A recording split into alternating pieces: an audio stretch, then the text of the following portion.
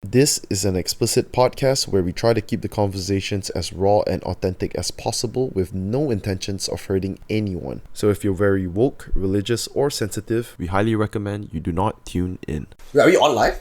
Live review? Shit. Yeah. Nice. Oh shit. But John, you haven't talked about the Mahathir episode before, right? I mean, after that. Not on video lah, but I talk like behind the scenes. No, I mean on podcast. Yeah, no man, no. You guys, that was the last episode you all did, right? Yeah, technically we did 2 more. It's just that we haven't posted That's a the hiccup other lah, 2. let's put it that way. Okay. Yo, what's up, guys? Let's Get It podcast. This is episode 23. Joining us today, we've got John from Yamcha Sessions, MJ. From FIRL. Yes, from FIRL YouTube channel. He's a finance guru. No, You want to get rich quick? This is the dude. Honestly, MJ, Yo. after seeing the podcast with so I listened to you on Ruman Roy's podcast, right? And he's supposed to be here today. Yes, he was supposed to be here today, but diarrhea. That was the excuse. Diarrhea. I was looking forward to him coming as well because I think it'll be the first time that I see that there'll be 4 podcasters in. Bro, that's exactly okay. Because the last one there was him and Poige already, so the 3 in a row already there already. Then the 4th one. So initially the idea was to have Harith, John, and Roshan. MJ, because I wanted to do an episode with you first where we just go deep into your finance channel, and honestly I also wanted to learn shit lah. Yeah, so I wanted okay. to focus on that as an episode alone. Harith couldn't make it, so I thought why not call you along? I tried, bro. I tried speaking to Harith, bro. I tried. It's all good, man. I tried.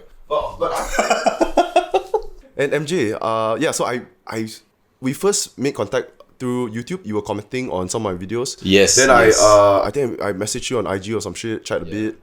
Then we did some. Then I found out you know about him as well. Yeah. And everybody knows about everybody, yeah. The PJ podcasters are. Fuck, I'm not for fucking PJ. He's an honorary PJ. I think Harith and myself are not PJ. Actually, Roshan is not PJ, man. Sungai Buloh, right? Actually, you also not PJ lah, bro. TT there ain't PJ, bro. Am I not PJ? No, TT there is KL, bro. But in on paper it's not. But in practice, basically, but Yeah. It's kind of like an do you complain about going to Cheras? 100%. Being a PJ. Bro, fuck off. I live in KL. I also complain going to Cheras. Bro, Subang also I complain with that one. Subang also complain Also already. complain dude, I'm not shy one for this sort of things. Yeah. No lah, I think Subang is just a jam. It's like a jam since I was standard 1 until now, bro. It's like 2 decades. It's still a jam. Actually SS15, right? Yeah, 2 decades, bro. I never went to there frequently or often, so I can't say I experienced the jam over there. My ex lived in USJ4, bro. At least don't have an ex that live in like Sungai Long like that. Or Satya Alam or something. I got a buddy that stays in Bandar Tama. Girlfriend used to stay in Sungai Long. So Hey, where is it? Sorry, what's the geography? Sungai Long is like the other opposite end of the fucking city from where you are, bro. Sungai Long is like Serdang, Kajang, Kajang there, Sri Kembangan, that area. Utah, bro. You know Utah? On the way to Cyberjaya, that road. Not necessarily. It's like further to the right side. Basically, of Negeri Sembilan. hey, don't ask directions. down south. It's down south. Okay. So it's closer. You are closer to that than I am to. Yes, I am. Right, Sungai Long. Okay. Near to Sri Kembangan. Then after Sri Kembangan is Sri Petaling and Bukit Jalil. Then only OUG, Oakland Road. Okay. I know it's 45 But minutes. Sungai was damn far, bro. It's really far. But still, I think on the way to there is not as bad as if you are in Subang or if you are in Sri Petaling rainy night. Wow, man.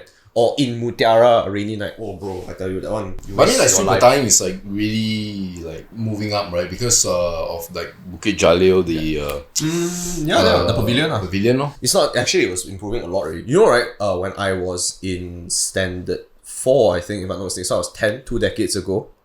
Last time Sri Petaling was literally right, like where people throw their rubbish. Nice. It's just landfill, you know. Then right, they decided, let's fuck this. We're just gonna improve this because it's quite a central area. So if you know where Max Highway is, right, it's actually like the link to downtown and to like Subang, like Kesas, all that. They said, fuck this. This is a very strategic location. So they converted the whole landfill into this Sri Petaling now. So that place, right, where we go shopping and all that place, Should be garbage dump. Garbage dump, bro. Dumpster, yeah. When you cycle by there, it smells like trash.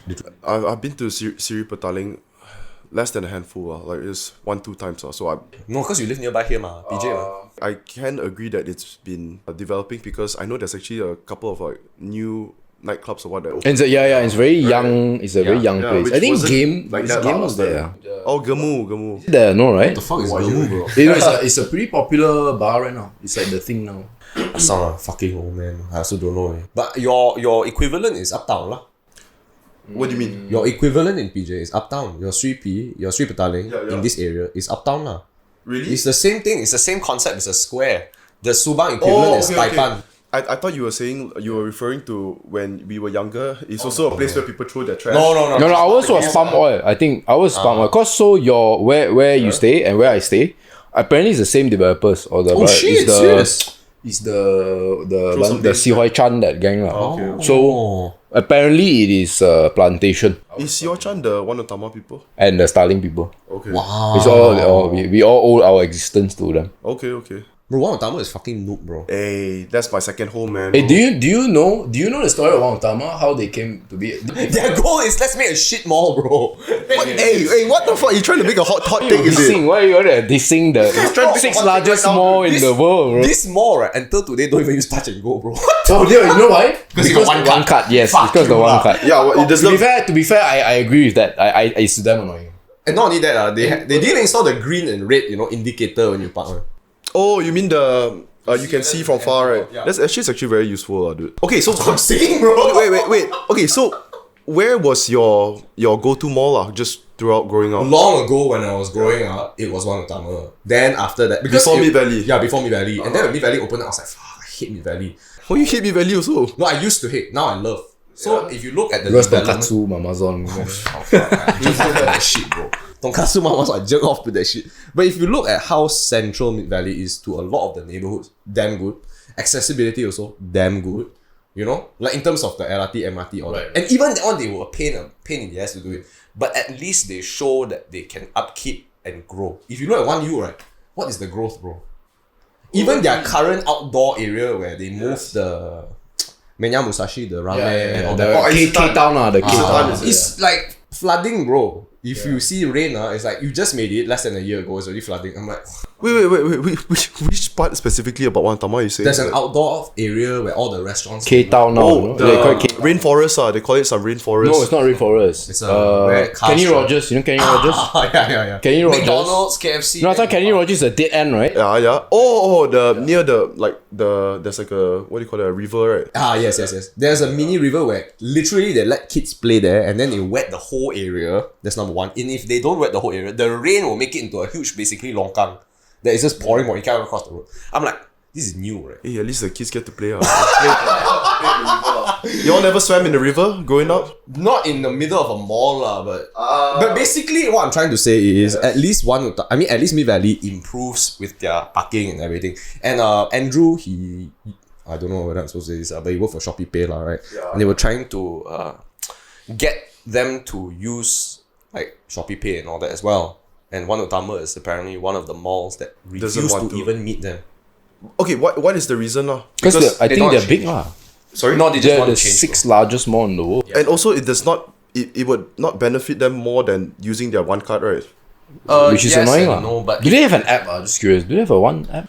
I would assume so. I'm not too sure about that. I think they do, but it's not popular enough that it's used. So if you look in stark contrast, I'm not saying Mid Valley is the best. I also think Pyramid is probably the best. Pyramid is. Although I don't even go to Pyramid. I fucking hate Pyramid because You hate a lot of malls, right, bro? Fucking hater, dude. I love Mid Valley. I love Starling. Yeah. Because Starling is like at least it's organized. I like Starling. You provide a solution to the fuckfest of parking in Uptown, Yep. And it's basically a food mall, so you have a lot of options there. Let me ask you, how's the... Honestly, right, you would think that after Starling Mall was opened, that it would at least visibly reduce the double parking and shit at Uptown. Not that much, right? You provide a solution, but you're not changing the culture. But to be fair, right, I think for when you compare to before Starling, Yeah, bro. now you go there, it looks congested, but you know you can find parking. Yeah. You got confidence. You're right. Last time, no confidence on. Last time is Fuckfest. it's a risk. You are like, should I be the one to start the third lane? Third lane is fucked up, dude. Hey, people have done it. I mean, the roads are Although I have to commend Uptown for making it one way. Thank Lord lah. If you look at Sri Petaling, Yeah. oh my Lord, I don't even know what's going on there. It's just terrible. Definitely a bigger headache. You know why Wang Tama is good so? Say yeah. MRT, bro. You got used to it. God. Okay. Hey, when Singaporeans come here, they for it. land on MRT, the bus station also there. None. I still think Pyramid the best. Is that your? I would say. Has that been your go-to mall ever since you were young, Wanatama? Yeah, I mean it's like 10 nearest minutes for from you, it's very big. Oh, actually, Wanatama has everything except the top shops like your what you can get at Beach Pavilion. No? Yeah. Hey, I mean, Things like that. for myself, if I've got H&M, Uniqlo, I'm good, man. Exactly. Zara, for myself, I also think Uniqlo in Wanatama is the worst Uniqlo. I don't know. By so many miles. Hey, but Why? bowling, don't forget. Huh? Oh yeah. Hey, bro. archery as well, I think. where's the last GSC time and TGV, bro. When's the last time you played bowling, lah? You go to TGV, don't have the time you want, go to GSC. Yeah. Oh yeah, one you had both, right? Yeah, big enough to do it. Yeah, true. The old wing became the new wing, and then now the new wing became the old wing, and then Exactly. the old become the new wing again. Ridiculous. Fucking planning. I was just talking with my high school buddy, lah. So since Form 1, right, you know, our parents would drop us at during the weekends, drop us at Wanatama Mall. Yeah. And let's say from 11 a.m. right, and they will pick us at 9 p.m. And I'm thinking like, fuck, that's How do you all do it, right? Like, 10 hours of walking, you know. Not only walking, we are constantly laughing, you know, so much energy being used. I've never done that. My parents have never dropped me off at the mall for like 10 hours. That's what we did during the Sundays. He stays at Bandar Tama, stay at Taman Tun. Did your parents do that? Like drop you off at the mall for like 6-7 hours, whatever. Where do you lepak? One Tama, right? Wang mostly Wang Tama actually. Because back in the day, 10-15 years ago, it was only Wang Tama in this area. Yeah. Then Starling is the next closest one. And then Atria lor, which is But Atria last time is so sharp. I mean, dude, Atria was always kind of bad. But now it's quite nice. Of course. It's quite a nice neighborhood as well. Paradigm. Paradigm is how you get in lah. I tell you right, I've never seen a mall right, but the mall is here. Yeah. Got two highways. Yeah. You get in here. Yeah, that's from the like- opposite side. Wow, you go to Giant just before. The feng shui for Paradigm is so bad. So bad, bro. It's almost as if like, don't come to my mall. It's almost as if, please try to get lost before you come to my Yo, hey John, I noticed your tattoo over here, right? There's a country, right? Oh, it's a state of California. State of California. I don't know why I half regret it now. It's part of you, right? I know lah, but You just need an OUG one now also. I was thinking of that doing OG. I was like, I already regret this. Do I want to have a second? But do you know the shape of OUG? Yeah, I do. Oh, okay. It looks quite similar. It's quite long. Oh, okay. Yeah. How long do you spend at Cali? 2 years, I think. Yeah. Just Great under time? 2 years. Amazing time? I think at that time it was a great time, but then as I grow older, I feel like I appreciate KL. Yeah. It's just family, it's just friends. I this is what I think lah, right? In the US, when you have friends, and especially when they come from a different background, so like they're even if they're not Angmo lah, let's say they're not white lah, they're Hispanic or they're Asian, the culture that when they grow up is so different. It's like they don't Talk know, about it, man. They don't know what it's like to go hawker store and then see a cockroach and be like, what the fuck? Got cockroach, but still continue to eat. So, You know, it's different lah. okay lah, are you guys scared of cockroach?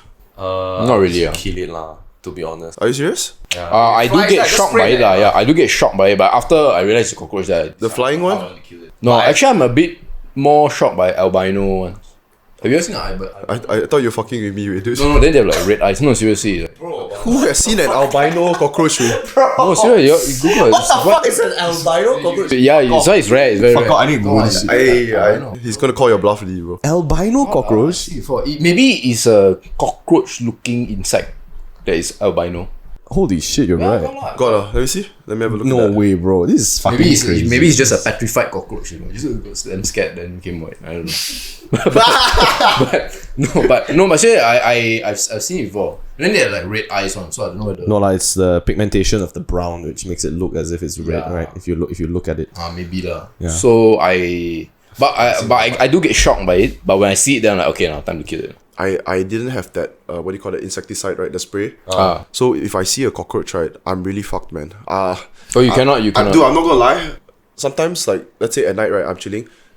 I see a cockroach he appears in my computer area, right? And I know that, okay, At this point, I have to abandon my room, come sleep in the TV room. No way. Yeah, basically. Bro, because Halal it lah. Take a broom and halal lah. I wish I was brave enough to do that, but so when the cockroach goes flying somewhere, right, then you don't know where it lands or where it hides, right? And then, you know, you're using computer, then suddenly it just come out, appear. And that's what really freaks me out. I think the shock is what scares you, bro. You're not afraid of it. You know what I think you would be afraid of? If a rat chases after you. Like if a rat bites you, you can die. But rats are the type, they won't chase you, they'll run. Maybe if there's 6 or 7 of them, you know? Like several rats coming at you. Would you... Yeah, bro, I'll be fucking scared, bro. If 6 or 7 cockroaches come at me... Yeah. I think you just start swinging. Yeah, but when you swinging scared, your you arms. got your cat. So your cat protect you. Yeah, like, oh, run. Bro, my cats love that shit, bro. They was like... Okay, let me ask you this. I don't know whether we talked about this the last time, but I suddenly thought about this again. What do you think happens if you got into a fight with a Pitbull? I confirm die. The dog lah. Yeah. You think you'll be Not alive? not the singer lah, clearly. That one also die. That one also maybe die, bro. He got money, dude. He got hire some security on me, right? Yeah, okay, what do you think happens, MJ? If you were to get into a life or death confrontation, basically I make sure he goes... Hey, I have to, for your sake, I have to fight, bro. Of course, Because you're training me boxing. I No, have to, you- like, What are you gonna box, bro? He's not gonna bite your arm. So you have to fight. You have to fight. yeah. But what do you think would happen at the end of it? Do you think you would lose an arm? No, my balls. Do you think he would lose everything? You know? I think eventually I will kill it, lor. But You will suffer severe damage. what is the environment? I mean, you mean just like Okay, fine. Let me give you a setting. Okay, you're walking in the alley. It's a 100-meter at least. Okay, no one is around, and a pitbull just starts chasing you, and it's fight time. right? I think instinctive. And I cannot run lah, right? You can. You can run. He's gonna keep biting No, but I your have to fight, legs. right? Like Yeah. you're saying. Yeah. You don't have anything on you, just your hands. No, I think eventually I will kill it lah. But it will You be take a lot of tough fight damage. lah. Have you seen how Yeah, built? it'll be a Pyrrhic victory lah. What's a fury? Like ngam. nearly. Very humble of you. You would come out severely damaged to say. Yeah, really. No, it will be a close one. But it's surprising, right? Considering how fucking small it is actually. We a are on. pitbull. You have to remember we are on the top of the animal kingdom. You have to trust your brain. That's because of your our ancestors fight mammoth before. That's because of our creation of tools, right, and weapons. But when you've got none of that, He said right? no tools, bro. Yeah. No, I cannot. Unless you manage to climb a house. You climb a house, he gets tired. When he's asleep, then you go and whack him. I'll tell you, I saw this video, right? There was I don't know whether you guys saw this video. It's a viral video. Okay. Maybe you sent it to me. So it was in China, right? This pit bull, I think it's a pit bull, came out and started attacking a baby. Okay. Right? Oh damn. There's 3 people around, mostly girls, and they're kind of skinny and elderly, right? And then at the end there was about 5 people that came. No one could stop the pit bull and the baby died. Of course. So what I mean from just judging based on the video, right? What they did was they were using, you know, cardboards and not cardboards, I don't know what they were using some like maybe some plastic boards trying to hit it on the head, you know, and the pit bull is seeing red right now. He just wants to go for the kill. He also panicking, right? He wants to get what he wants, which is try and kill his target. So those other people, right? The reason why they couldn't save the baby, I would say, is because they were afraid to get hurt, Yeah, you know? exactly. But the baby could have been saved because there's many people, you know. Yeah. One person had to hold each leg, something like This that. was in China, right? I think so. Yeah. It was very fucking very sad quite a traumatizing video. You know, you just watch as 5 people. You know, the parents were all there, and they just after that they were crying ecstatically because they watched as, you know, none of them could do anything. But Now you know why lah. They hate dogs so much, right? I don't know why they eat dogs, bro. Now you know why they have sweet and sour dogs. is that a real thing? Mala, No lah, mala pitbull. They don't eat all dogs. You They want eat the- certain breeds, I think. You wanna eat with the QP sauce, you know? That's disgusting. You don't know, man. You just never know. QP sauce, Japanese mayo, right? Yeah. That's my favorite. No, then you get the QP sesame sauce. Not a fan of that Sesame Pitbull. Sesame Pitbull. Yeah, actually, they were afraid. But you see, that's interesting. Like, if it was the baby's one, then like, cause it's not your life. Yeah. But if it was your life, then you will get into it, lah. No, but the baby's one also, right, is your baby, what? Yeah, that's the weird thing, lah. Also, there are about 50s, a bit scrawny, and their build is not and bad. females. So they also were kind of shocked, didn't know how to act. You have to act fast, right? It was only about 50 seconds, when all the damage was done, maybe a minute. Yeah. Do you think like you can, if you were to fight, right? Would you Let's talk about that. will you hit it to death, or will you like, The dog, or will you submission? Okay, so let's say like the fucking dog, the Pitbull, right? I have to Google what it looks like. So to be fair, A Pitbull looks like a fucking savage. Yeah, bro. maybe That's you what it change. looks like. Maybe you change your answer, man. You should Google like shaved Pitbull. Then you will see the fucking build of a Pitbull. oh, I think I see before. Yeah.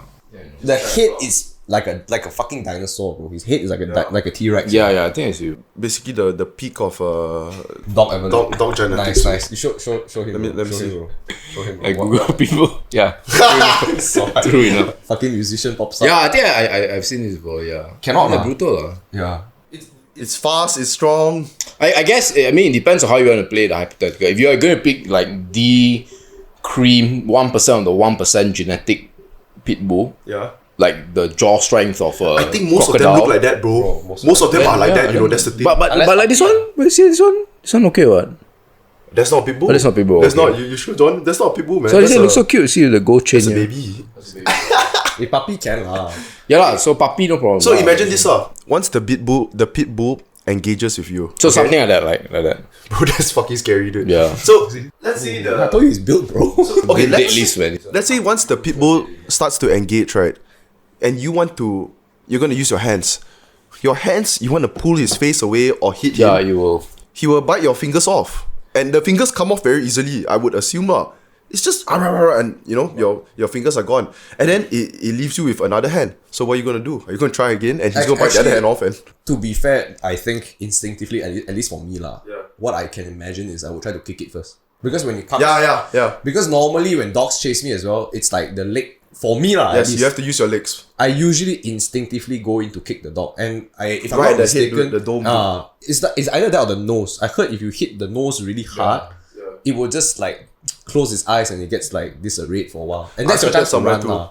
So a lot of divers also say this: if there is a shark, Yes. and if you have the opportunity and it's getting, you just punch that nose one night, you will just flinch and you have time to get back on the boat or whatever. So my assumption is if the pit bull were to attack me, I will try my best to aim for the nose or the head by kicking it. And even if it bites my leg off, I mean not my leg off lah, but if it's Your leg, it won't clamping lah. on my It'll be leg, hard to bite your leg off. if it's clamping on my leg, you have a chance to whack its nose. So if it's Or just pierce the eyes with your thumbs. I feel like if it's clamping on your leg, that's good for you already. Yeah, Because now his biggest weapon is already immobilized, right? His biggest It's weapon. his jaw lah. It's gone already. Smash his head, elbow to the head. Or just the eyes are gone. Go sleep. Yeah. You can gouge the eyes, but then he might just bite your thumbs off. No, he won't. Because in the state of rage, I've seen a lot where they just don't let go. Even don't if let they go, pull right? or not, they just don't let go. So you just go for the eyes. What if you act dead, no? No, bro, no, bro. They're not carnivores. They will just like that and then go for neck. Because it's like instinct for predator to go for neck. It's like that. Okay, at that point, right, they're not trying to eat you, They're trying to fight already. Yeah. So, but if you just like, like bears, right? They always tell you to. Oh, Yeah. Very different. But have you heard also those stories about like a fucking scout leader with his group of kids, right? Then he see a bear incoming. He's like, "Don't worry, boys. This how you handle it." So they act dead, and the bear just the scout kids all just watch their leader get eaten as first. I mean, maybe it would work sometimes. You get Maybe it's a fucked up last bit. resort, not as a first tactic. I don't know whether is that real? Did you see a video like that? No. I did not see a video like that. But you're assuming that he will eat the fella. But I have heard stories of what's that movie with Leo DiCaprio? Oh, when he What's cuts it open called, the thing and then Revenant. So what happened? He fought the. You watched it? Is it that one? I think that one he fought the bear lah. But basically, if you act dead, right, you're gonna be. He's also gonna damage you quite badly, the bear, until he feels like you're actually dead lah. Actually, I don't know lah, because you remember when I was in the States, because California has got a lot of bears. Like, do you see the bears? Yeah, fuck man, from far away lah. Even in Switzerland, I went to the brown. yeah. But are you in the countryside? In Switzerland or in No, I mean Cali? in Cali. Where Yeah, would jungle. Tahoe or whatever. You can see from far. You were visiting like a park or something, is it? Like a reserve, that type of thing. You can see from far lah, but obviously you don't go and chase after the fucker lah, right? You just see it and you're like, bro, there's a bear. Then you just turn back lah. So from what I've read and what the rangers say is like, they actually don't even engage with things that are relatively big unless it's a threat. So if you go after the cub or you are too near to a cub, then they fuck you up lah. It's a similar case for the polar bears and everything. So if you were to see a bear, most likely the bear won't engage with you also, because the bear will be like, the guy is too big, fuck it, I'd rather go for fish, or I'd rather go for small animal. Yeah. So they'll look at you and they'll turn away. But if you pose a threat to the cub, that's when they... So like, then back to the Pitbull example, right? Back to the Pitbull example, right? Different, bro. Gone. There's a fucking fight, man. Yeah, but the Pitbull, like, what would you have done to cause it to be aggressive in the first place? Oh, the bro. Ooh. Or they just random. Just like the dog, the video that I watched of the Pitbull attacking the baby. I don't think the baby could have done anything to provoke it, right? No. Sometimes, you know, okay, it's just like people who dive a lot. My buddy has a diving center in Tioman, Aman Tioman. So if you're working at a diving center, right, you would always tell people, because the first thing they're going to worry about is sharks. And they're obviously going to tell people that the sharks, they are very passive, you know. There's all sorts of sharks, first of all, the smaller sharks and shit. The ones that are aggro just by nature and default is great white sharks, right? So he would tell people that, you know, these sharks are very passive, but all it takes is just that one, you know, curious shark or one shark that's having a bad day is gonna start biting you. So won't die on the Pitbull could be doing some shit like that, or that's what happened to that. Bro. Pitbull no reason, bro. Pitbull really, no reason. Pitbull no reason. That's why Pitbulls are illegal here. Yeah. Oh. Yeah. Bro, Pitbull no reason, bro. Wow. They're illegal here. I have seen I've seen a few lah, but it's not legal. If police see also, wow, I cannot find any. You have any dogs at home, MJ? No. Mine died in 2015. What breed? Well, it was a paria dog. Yeah, those are smartest ones. Yeah. Like the rarest also, I think. I read somewhere. Haha, did you say paria are the rarest? Yeah, like Malaysian dogs. You can Google this shit. You don't believe me? Like our brown Malayan dog is actually the rarest in the world, which is like weird, right? Because you go to Klang, it's like can just take one for free. You read that before, right? He's from Klang, bro. That's why he laughed straight. But did you read it? Did you read? Oh, I remember there was an article that said something about the rarest dog, and it's found in like Nusantara, Indonesia, Malaysia. Oh, really? Yeah. Then after that, I was like, that looks like a dog that I see. Like, the Shiba, but not really Shiba. Fuck, no way, it's Shiba, bro. This look like it's just a mongrel. It's like a brown dog kind of thing. There's no real like. But it's like survival rate damn high, it's immune to a lot of diseases, it's like can eat a lot of things, it's basically survival mode 100% lah. Yeah. Yo, you know the David Cho podcast? So he was talking about he went hunting with this specific tribe, Hadza tribe, baboon hunting. Shit, man, that's the GRE one, right? Yeah, bro, I listened to that pod twice, bro. I listened to it multiple times. So what he was saying is, those people, right, they are straight up just a tribe lah, that right now they're still existing. So this tribe, they're going to hunt for the village people, right? Bring food back. They run non-stop sprinting. There's videos also, right? They sprint for hours and they don't get tired, you know, because they've been doing this for generations. They go and so they had to go up. I think they wanted to I forgot what's the reason. I wanted to grab a honeycomb or some shit like that. The bee sting them, no feeling. Oh yes, I've seen videos of this before. The bee sting them. So the bee sting the dude that was he's an American dude that wants to experience this. Chinese. He's a Korean, sorry, he's a Korean. Korean American. One bee sting, he already allergic, want to die already. Yeah. His reaction to the bee sting is like any normal human. But those people over there, they are so used to it that they get stung and it's nothing. It's basically an ant bite, you know? Arguably an ant bite can damage us now. I know what this reminded me of, like some people who are like in India, they serve those street food.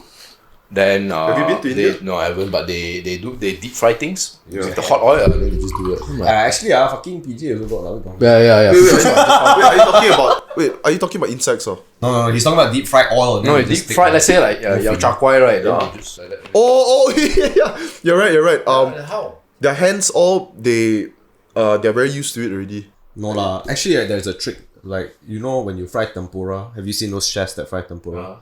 Actually, if you do tempura, right, and you dip your finger itself into the batter, right, it protects you from the oil temporarily. You know what I mean, right? Oh. Yeah. So you don't deep fry your fingers. It takes time for heat to permeate through. So when you dip in batter, that's why you see chefs do them fast. And the oil kena also they don't feel it because their hands are so battered up. So it's like literally not like punch. Oh, it's like an armor. Yeah. It's a technique. So Okay lah. Yo, but the beast one But B1 is hardcore lah, bro. That one, there's no batter. then after to that they can protect. still like take their knife, then scrape the honeycomb, then eat all the bees or something. Sting their eyeballs, bro. Yo, Yeah, that's cool. yo, if you also go and Then they're like, they give me the eye more. But David Cho, like in all respect, like I think the guy's damn funny. I don't think they were sprinting lah. Actually, it was just you don't think it was what? no. I mean the Hadza clan, they weren't sprinting. If you look at the videos, they're not. You Sprinting. went and watched the videos. Yeah, right? I saw the videos. Like he's just not very fit lah. A bit, basically, he's also a good storyteller. He talk about You have to exaggerate the story to make it sound good, right? But they're not sprinting lah, bro. I think Americans tend to exaggerate. Like how many certain- people's gonna fact check you? Yeah, He's David Cho, bro. Fuck it lah, you know it's David Cho, bro. But they're not sprinting lah. They're running fast. It's just not, bro. I think like average runners run at that speed too, and they're not running like for damn long lah. It's for the hunt. They were hunting baboons, man. Yeah, Remember yeah. they gonna say? Then the baboons look like fucking humans pointing at you and shit. Yeah. I'm like, what the fuck? Yeah, that one also you can tell is he's trying to glitterize that shit lah. Yeah. So Okay. I don't know. But Yo. it's a good podcast. Yo, let's. Okay, we're already 40 minutes in, right? let's fucking get Yo, let's fucking get into. So for most of y'all watching, y'all probably know life has been very different for John. Yeah. Post the What the post fuck? the for MJ He as well. hasn't changed yet. MJ's gotten so far. a little bit of airtime also. So life has been different for the both of them. He was there as well. They did a podcast with the fourth prime minister, Fourth and seventh. fourth and seventh prime minister. Also, I would say the most beloved, right? Successful, and Beloved, Beloved like, No, I think that is still. I think that is still Tunku Abdul Rahman. to got the first one. Really? The people who they are like him. Bro, I went and read all that shit also, man. I don't know. When you ask the typical Malaysian, what do you think of all the prime minister, right? Yeah. Obviously Najib, we know, not a big fan. Okay, yeah. No, I'm just saying as a fact. A lot of people don't like him. Badawi, people only know his name. Badawi was Yes. the fucking interim manager, bro. He wasn't good at So selling. Tun M is very like polarizing, right? You have some people who really love him, some people don't like him. Sure. Hussein On, again, nobody The really word knows. Actually, Abdul Razak, people have a lot of respect for him. If I had to ask you, what I'm not sure if you would know lah. What is one of the notable things that you think of when Hussein On was in office? He gave birth to Hishamuddin. Okay. Good answer. That's the only thing I know. Yeah. Okay. I'm sure there's a lot more that he did. Yeah, of course. Usually it's the prime ministers, right, that have no, not much stories. That's exactly what you want. Okay, you think about it, we always complain about politics, right? Yup. We say, why do we have so much drama and all that? Oh yeah, politics, where we drama. So when we actually get a prime minister with no drama, then we're like, something's missing. Yeah. And this is the same for the US as well. Correct me if I'm wrong. Is Hussein On is Bapa Pembangunan, right? No, I think Pemodenan lah. No. Perpaduan. I think Perpaduan. Who's Pembangunan? Pemodenan might be Abdul Razak, right? Is it? I think lah. Well, let me just fact check this. But I know Najib's one, right? That's Najib this is guy's job, but he's. What's Najib's one already, Kepala bapak kau, yeah. yes. Oh shit! It's Abdul Razak Bapa Pembangunan. Yeah, Perpaduan, I think he's. Is it Hussein On? Yeah, you check. But I know Hussein On was quite conservative in the early years when prior to being PM. I guess I was reading Tun M's book and he was saying how Hussein actually was like part of the what do you call it, the Merdeka period, and then he kind of dropped out, and then after he came back as third one. Yeah, wait lah, Perpaduan, yeah, you're right. Perpaduan. What does Perpaduan stand for? Isn't it like unity or some shit? So like that? bad Malaysian. But you ask most people, right? Yep. That has like what Abdul Rahman, they will say positive stuff lah. The only criticism I hear of Abdul Rahman is that he's like he's an Anglophile, so like he plays golf, he smokes, Poker. What is Anglophile? He likes English culture. Anglo, Like a aristocrat lifestyle. no, he likes England Western. and US, yeah. Okay. Because he's one of the few in the the country in the beginning to actually study overseas, Yeah. and he's from royalty, Yeah. and he's one of the first lawyers also. The If first you hear him lawyers in speak, Malaysia. you can tell he's Yeah. he's very well. Did you guys ever look into the May 13 like the reasons how it came about, or just the backline? I actually so I read the Tun M part, his take on it.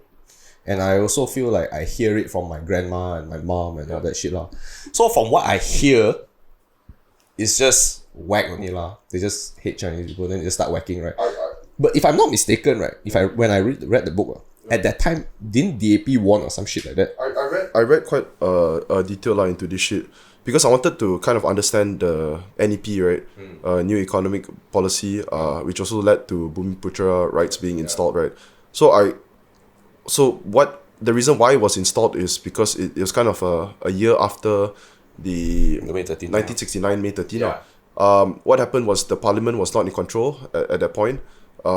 So they had to do something drastic. The NEP, they realized that and all of this was also from watching the podcast that you guys did with Mahathir. It was kind of like a mixture of Razak also because Tunku Abdul Rahman kind of people lost confidence in him lah. He actually, if you look at Tunku Abdul Rahman, I think he's quite all about the equality, bro. Yeah. Right, and then it wasn't enough for the majority, and that's why Razak was vice president, if I'm not mistaken, at the time, right? And then he was like, I think we need to do something about it. Hence the NEP. So that's why NEP was implemented by which president? The first Abdul Razak. Second Najib's father. So what most people assume people who probably don't look much into it, they think that the person that implemented it, Abdul Razak, he would do it because he wanted to give little benefits, right, to Bumiputera people. But the whole idea of the NEP is not to give more benefits. Is to create let's say if it's a pie chart, right, and you're talking about the wealth distribution, Chinese, Indian and Malay, the goal was to make it 30 40 30, so it's an expanding pie theory. Doesn't mean that you take a piece of their pie, they get less. They wanted everything to grow in general. That was the whole goal of it. But of course, after that, there's more obstacles or things didn't work out as planned, and then it's kind of unfair or it didn't actually work out that way. Actually, I can safely say I also am one of the people that was like, wow, them against Bumiputera rights. But to me today, I'm very 50-50 about it. Like I see their pros and I see their cons as well. After many conversations with MJ, reading about it and all that as well. If you think about it, I don't know a solution to the current circumstance of Malaysia. If you were to remove it, chaos, no investment. So MJ, let's shed some light on the pros, because all we hear is the cons, right? And I don't think we need to talk much about that. What would you say is the pros in your opinion? Of course, the obvious one is the fact that you have a peaceful country, by and large. I don't know if you all realize this also, over the past 15 to 20 years, there's a fear that, KL is not a very safe place. KL. But do you all feel that KL has become a lot safer? Yeah, for sure. No shit, yeah, Right? definitely over time. Right? I mean, it's one of those things that you never see in the news or whatever, but it feels a bit safer. Because it's not juicy, bro. Yeah. So the thing is, people always have the wrong starting point when they assess all these situations. Their starting point is everybody is the same and should be given the same opportunity. I think the fact is that is impossible. Not everybody is the same. Yep. And not everybody can ever get the same opportunities. Like, can you be LeBron? Let's talk about physicality. It's kind of the same, is it? Yeah. So we tend to have a lot more leeway with physicality. You have a lot more leeway with physicality, but with maybe mental faculties, right? So I mean, like, for example, when he used the word LeBron, can we be LeBron, right? We all understand what he's saying straight away. Yep. Yeah, I'm never going to be 6'8", never going to have that kind of peak Crazy genetics. delts, it's insane, bro. Boulders. Yeah, and he's 37, and he's still like, his vertical is still like his eyes is on the rim when he jumps, He's 10 right? feet vertical. Yeah, and he's 37. So we'll never have that, and because those differences are so permanent, Yep. therefore the outcome will never be the same. So when you start from there, right, then the next question is, okay, you look at the the globe, right? Yep. How many? I was just thinking about this yesterday. Actually, how many countries, right, have two races, right, that are double-digit percentage of their population, meaning more than 10%? Okay, rephrase that, sorry. So how many countries in the Yes. world, right, Yep. where they have one race, obviously, that is double-digit Yes. percentage of the total? Yeah, one race. How many countries have an additional two? So 3 races with double-digit. Maybe the Indian one is a bit smaller now, lah. Less. What he's trying to say is, if are there people that are more than 10%?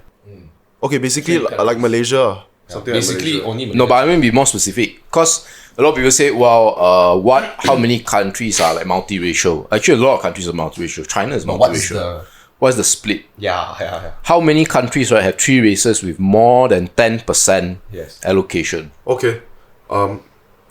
Malaysia is considered, right? Oh, yeah, Malaysia is definitely one. So I'm struggling to think of a second. Singapore lah. Singapore is not. Singapore is 80% Chinese, and then I think the other two 80% Chinese. 70, 75, 80, but yeah. But the rest, I think it's like 10% or something Malay lah. But it's negligible compared to Malaysia. Well, here we got 25, 23, 25%. That one is sizable. Chinese. It's sizable. Very sizable. The only place that comes to mind, right, that is the United States. Actually, And the United States went to war. What are the three in United States? White, black, Hispanic. Okay, yeah. Hispanics will be the largest, I think, in like 50 years or something like that. Oh, you mean 50 years forward? Yeah, they will be the largest. Okay. So and the US went to war over race and slavery lah. Yep. Then even after that, they had all the, if you know the history, the Jim Crows, they had the MLK and all that marches and all that. Yep. And of course now there's a bit of overcorrection lah. Now, there's a reverse, there's white hatred and all that. But that's a separate discussion lah. So when you look at that context, people go to war, and the Civil War in the United States caused 500,000 deaths at a point in time where I believe the population was 5 million people. holy crap. So to give an equivalent, right? Which war? Sorry. Sorry? Civil. Civil War. Yeah. It's the American Civil War. So to give a sense, right? Our war, quote unquote, was May 13, right? At that point in time, we had 1/3 the population that we have today, so about 10 million. Only reported, let's say, it was only about, I believe, 200-300 people died only. Reported lah. But let's say it's 1,000. Let's triple the numbers. Yep. 1,000 compared to 10 million. It's a small So number. that should be your starting point, I feel lah. Now, the problem with the problem is this, right? And I actually explained this on the Roshan podcast as well, but I'll just summarize it here lah. You can explain also. It's fine. If the question is, if you accept equality, so we do it Singapore style, quote unquote meritocracy lah, Yep. or US style, whatever. So here's what's going to happen, right? The Chinese and a handful of Indians will dominate all your results. They're going to top. They're going to be top in math. Solely based on the head start in Yeah. percentage. Yep. Yeah, and we know this because when we go to the US also, when we look at their math Olympiad team also, a bunch of Chinese people there also. So the same is going to happen here, right? Now the question is, without the NEP, right? They had the Bumis had 2.5% of the economic pie. Out of 100. Yeah. 100. Yeah. Today, right, according to Tun M, it actually hit about 20, and then according to Tun M, it dropped to 17%, yeah. right? Okay, that was the one Even part, with right? NEP, bro. Bro, that was the one part, right? I didn't understand what was 20 and 17 because he all he mentioned was rich and poor gap, but I didn't know he was referring to the Malays share of it. Okay. So now the big question is this, right? If let's say we put it at 2%, the Bumis control 2% of the economy, Which is the and start. the Chinese will dominate somewhere close to 90%. Indians also lah, actually, to be If fair. Indians lah. are, Chinese yeah. and Indians. Yeah, but majority will be Chinese. Sorry, what do you mean by dominate 90%? You The just economy. Google top 100 richest Malaysians. You're talking about lah, back then, is it? The starting point? Even- No, I'm just saying, let's say today, let's say we had no NEP. Yeah. So oh, what? you think so? No, let's say like, yeah, you You will say reverse. hypothetically, there's no NEP. No, so like to it. Mara now only accepts Bumiputras, right? Yeah, the university. Yeah. So then, if they remove NEP out of that, then like a lot of Mara will be Chinese. Yeah, bro. Oh, Everyone yeah, will be yeah, Chinese. yeah. All the scholarships Yeah, yeah. will belong to the Chinese. Big differences. So what happens is that because you're rich, then you will translate that into political power, usually. So what confidence does a Malay have to that the Chinese will treat them nicely? And history is not kind onto those who are ruled by the Chinese, bro. Yeah. So that is the question. Now I understand that, of course, some Chinese people is like, especially those who are in middle class and below, they obviously don't care about things like that, right? They just want an education so they get more money, work outside or have a better life. So when they face all these roadblocks, they feel like, oh, it's unfair. Yeah, I agree. That's a very tragic situation. But I think when it comes to politics, the question you have to ask is, which are you going to choose? Are you going to sacrifice? Are you going to make these few people happy just so that the big majority will feel incredibly insecure?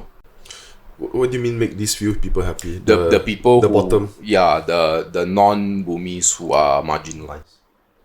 Basically, it's like, are these amount of people worth it or not, compared to the overall? You read Naruto or not? Naruto? I read until Shippuden like halfway. Halfway, Yeah, it's kind of what's like up? Uchiha clan, bro. Why? It's kind of like Yeah, Uchiha clan. what about that? Because Uchiha and Senju is 50-50 last time. Senju's the other... Senju is the Konoha people lah, like Hashirama, first Hokage, all that shit, right? The wood guy. The wood guy. So if you look at Uchiha clan and you look at Senju, it's 50-50. But overall, I mean, over time, Uchiha become 40%, 30%, 20%. And when you're back into that position, that's when Uchiha clan is like, hey, fuck, what's happening lah? I need to kill all them the against the world. yeah, right. So that's why they are like, hey, Uchiha clan, you all should just revolt against Konoha lah, show them who's boss. So if you're pushed in that point, right, where it's like desperation, Yeah. and you are being slowly dominated by another one, which was actually your enemy last time, your right? back's against the wall. If you translate it to modern day Malaysia, right, would that give confidence to big companies like Sony, like I don't know, big MNCs Deloitte, all that? Would they want to open shop in a place where there's civil unrest? The answer is fuck no lah, right? You don't want people to fucking kill each other in front of your office, right? So if you think about it, Okay, yeah, what you're trying to say is, if the rich and poor gap remains exactly the same and there was no actions taken, Yeah. would MNCs be... would they even come here or not? Because they would know any better lah, that, you know, just based on history, the results might end up quite grim. I think building on that is also this, right? Like a lot of people, I would say a big criticism comes from obviously the I call it the Bangsa bubble lah. I call it the PG kids, but it's the Yeah, same shit. same gang lah, right? Yeah, let's go with And a lot of these are Anglophiles. A lot of these are people who have more Western values. Yep. So they are taking a Western framework and looking at this issue. So they say, why can't why can't you have like equality? Marxism.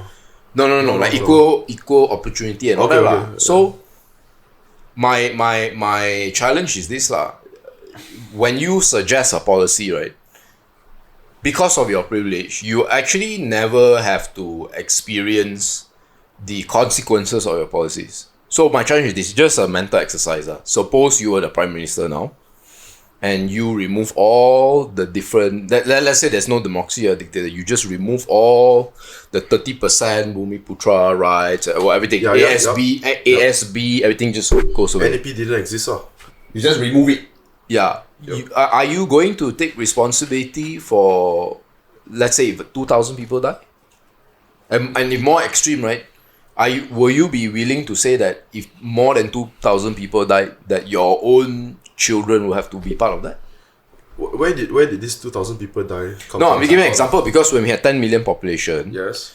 let's say You're talking about the May 500 13 people shit, died. is it? Yeah, It's just 500 ratio. people died, right? So we have 3 times the population now. So let's say 2,000 people die lah. Yeah.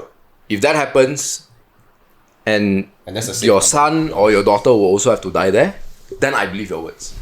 But if your son and daughter wasn't dying there? No, then I doubt you actually thought through this issue, and I doubt that you're serious about what you say lah. Because your job as a prime minister and a leader is not just to uphold whatever principles also. It's also to ensure that you have a stable country. It's a very high priority. Yeah. And all this talk about airy-fairy principles, right? It goes out the window when you have to sort this kind of thing. Basically, I think they only think one step ahead lah. They don't think like what are the repercussions of it. So I looked into detail with the May 13, right? How everything started, right? I think this one maybe most people don't realize. So how do you guys think that the actual violence started during From that. what I read in Tun's book, Yeah. is after the. I don't correct me if I'm wrong. Maybe I Sure. read wrongly. After DAP won. Mine is wiki proof, so I don't know how. Oh. So I don't know. How, I also don't know because Mahathir could have written something Yeah. that is in bias to him. Yeah. So from what I read and from what I heard, it's two different things. From what I read is after winning, they were saying balik kampung, you go and balik kampung to people in Kampung Baru. So that is how they agitated the people there, and then that's how they planned the coup d'etat, and then that's what happened lah. From what I heard from family members and friends within the Chinese community, they will say that they just were very unhappy. But obviously unhappiness had to come from a reason. So I don't think they fully knew the reason also, right? That's so this is what I read based on wiki. So after DAP finally won, right? 1970 was the first time they held an election ever since independence. 1957 is the first time they actually had elections were 1970, which makes you think what took them so long. But anyways, after DAP won, and also the Gerakan Party, I think it's called Party Gerakan or some shit. The Chinese were flexing, going everywhere, having celebratory parades. And of course they're gonna talk shit to the Malay people. Which is just Comes at the outside lah. Yeah, it's just I don't know lah. Fuck that lah. So It's the boomers, bro. No, it's correct because the Chinese, the Chinese. So I mean, some context is that. Do you speak Mandarin? not at all. So, but you know the Mandarin name for China? Was it? It's 中国. Yeah, 中国人. Common man. No, 中国 means Middle Kingdom. Oh. So they always saw themselves as the center of the universe. China? Oh, is Yeah, it? sure. I always, 中国 Middle Kingdom. I always thought Okay, it's okay. the common man and then 美国 is Yeah. beautiful, So like, some America cool is- fact for you guys. Before the current Chinese government was the Qing Dynasty.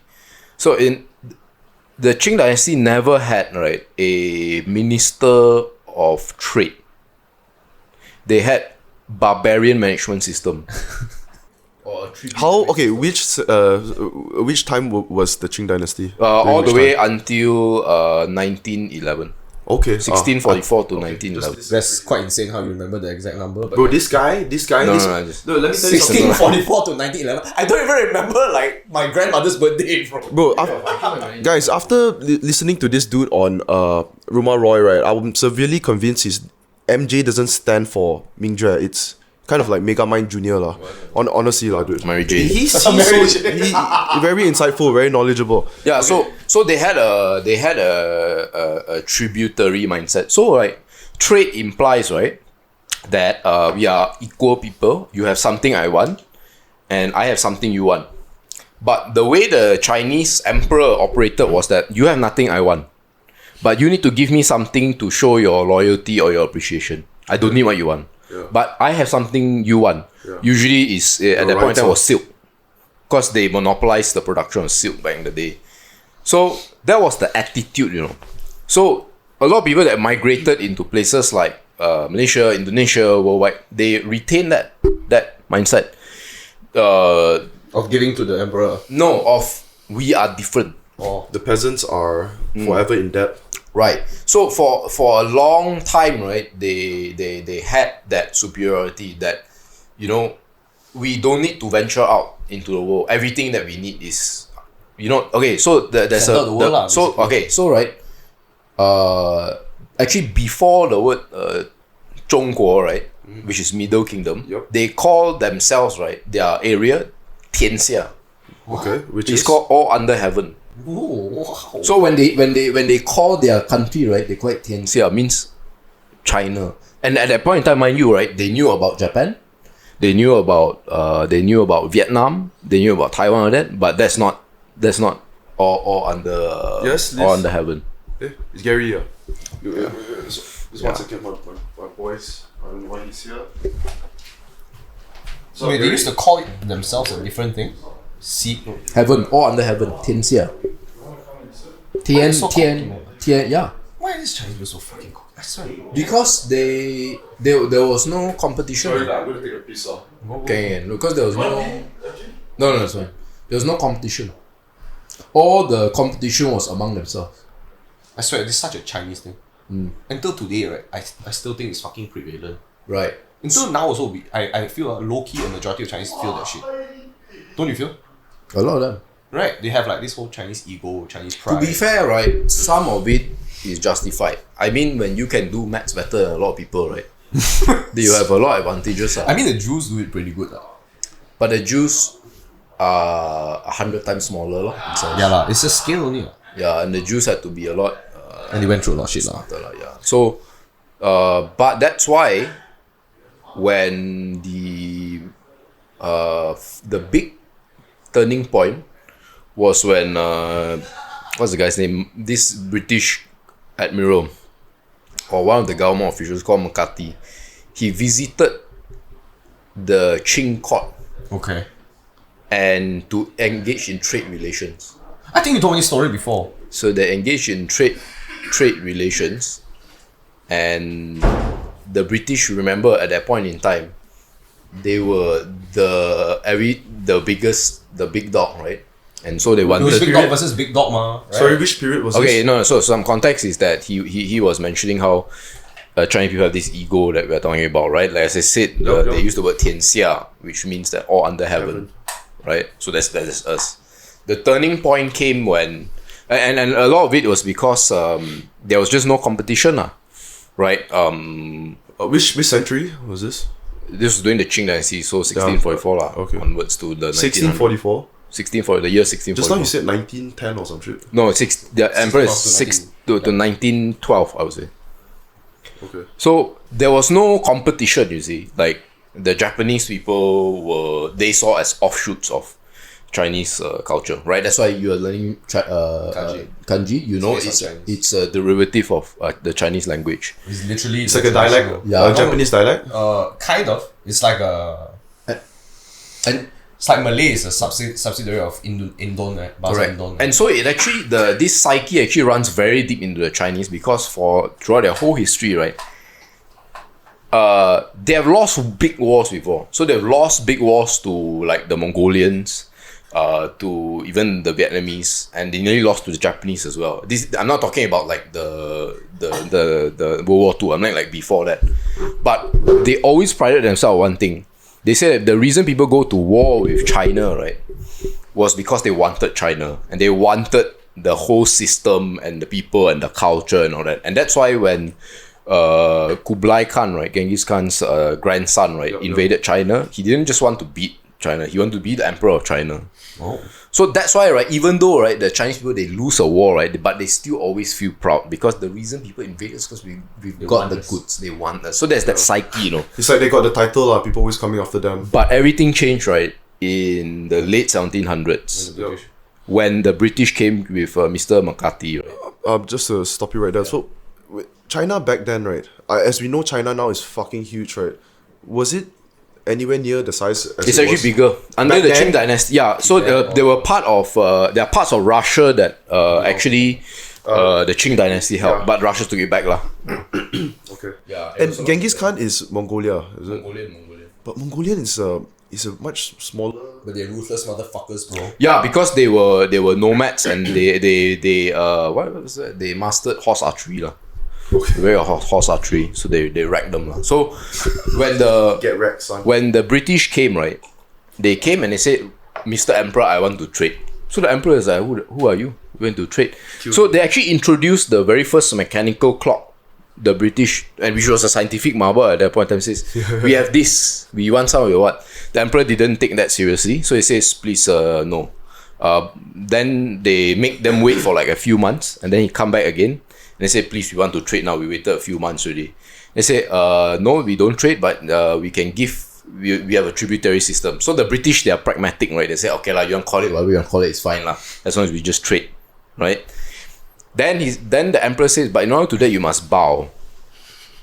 He told the British ambassador, "You must bow." Bow Physically literally lah. or Bow to the emperor. Okay, just that Is doesn't that a seem too hard. metaphorical version of bow? No, physically bow. Doesn't seem too hard. Yeah, but there's no metaphorical. No, but you have to remember at that point in time, the British were the rising dog. You know, they were second. They were second in GDP because. Head to head already. So what happened was the ambassador thought hard like okay, so then he brought out a picture of I think the King George. This was the same king I believe that got America kicked out in the Oh, is it? yeah, the same king. I believe the Hey, same it's king. about right lah. Timelines, it seems to match. Yeah. So he said, I will bow If you bow to my if you bow to my king. So that's when things start to spiral. 50 years later, there was the Opium War.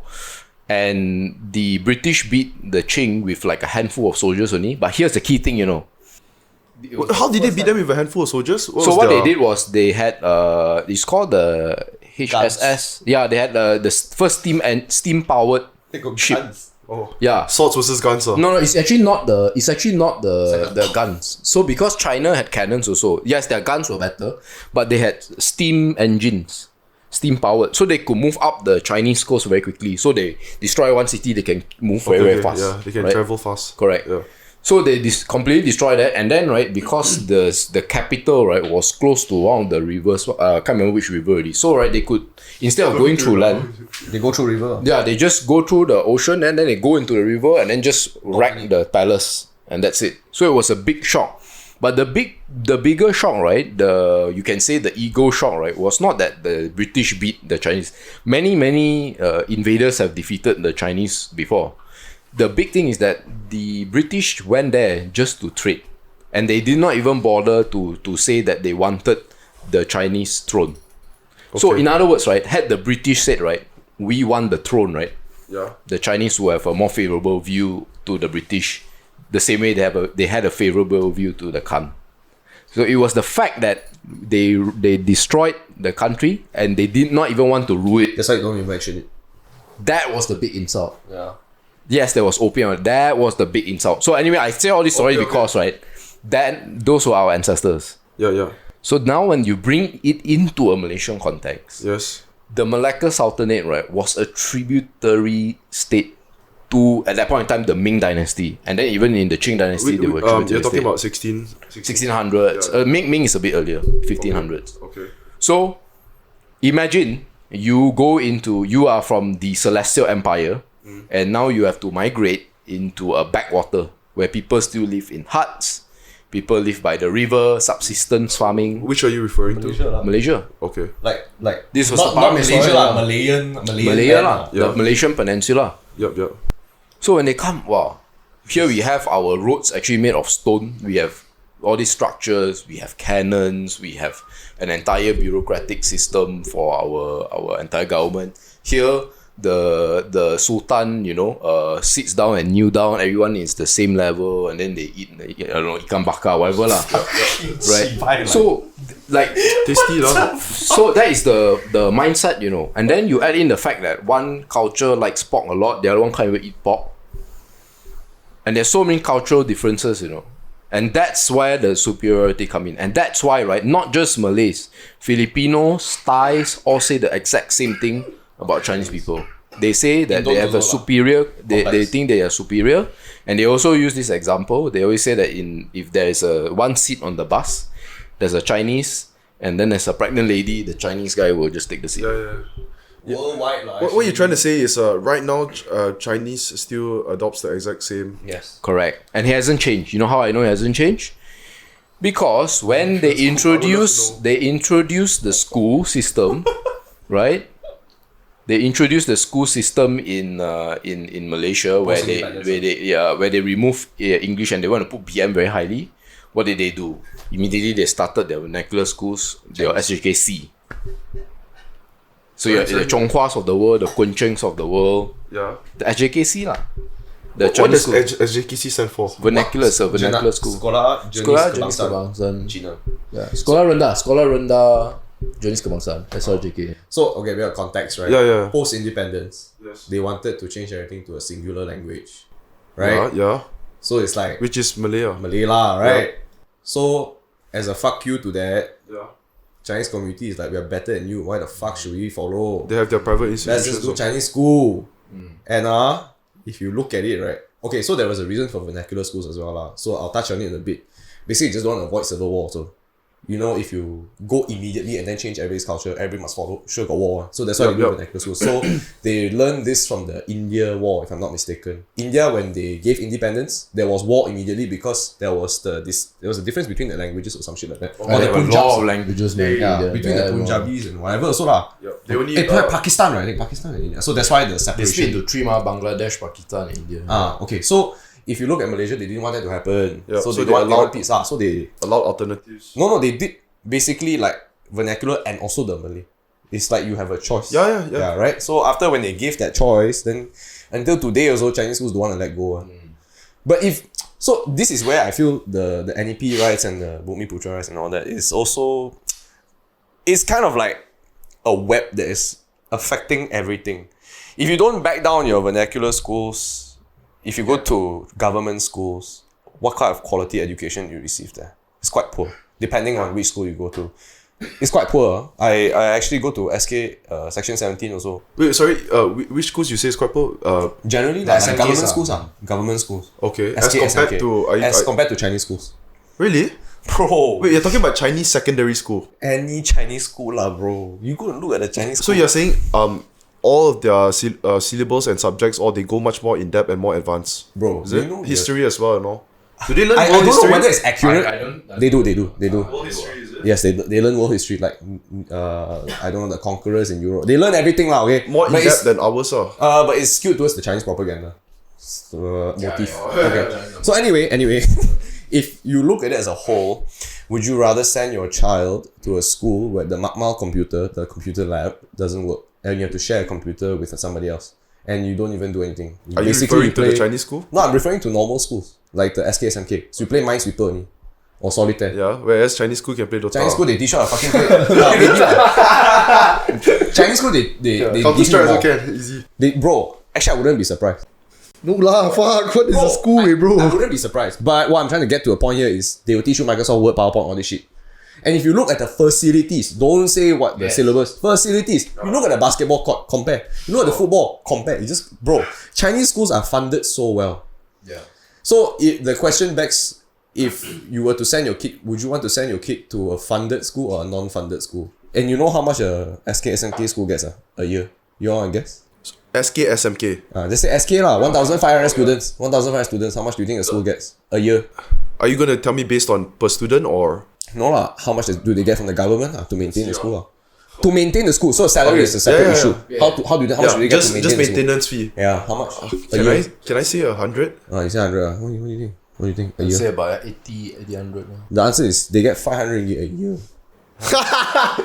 No wonder the toilets, the doors you haven't fixed lah. Wait, no, wait, They what? have to choose which door. No, why? Might as well don't give lah. Exactly. You want to give And 500 you know you know how they give it? They give it for every 3 years one. So What they does give it you- cover though? Do you know? Bro, Jack. No, I mean, but what is it supposed to cover? Do you know? Is to maintain the school. What the fuck? They don't care lah. I'm telling you, they don't care. That's why there's a lot of schools rely on PIBG. Oh, okay. If you go to a school that is heavy, like let's say you go to TDI lah, right?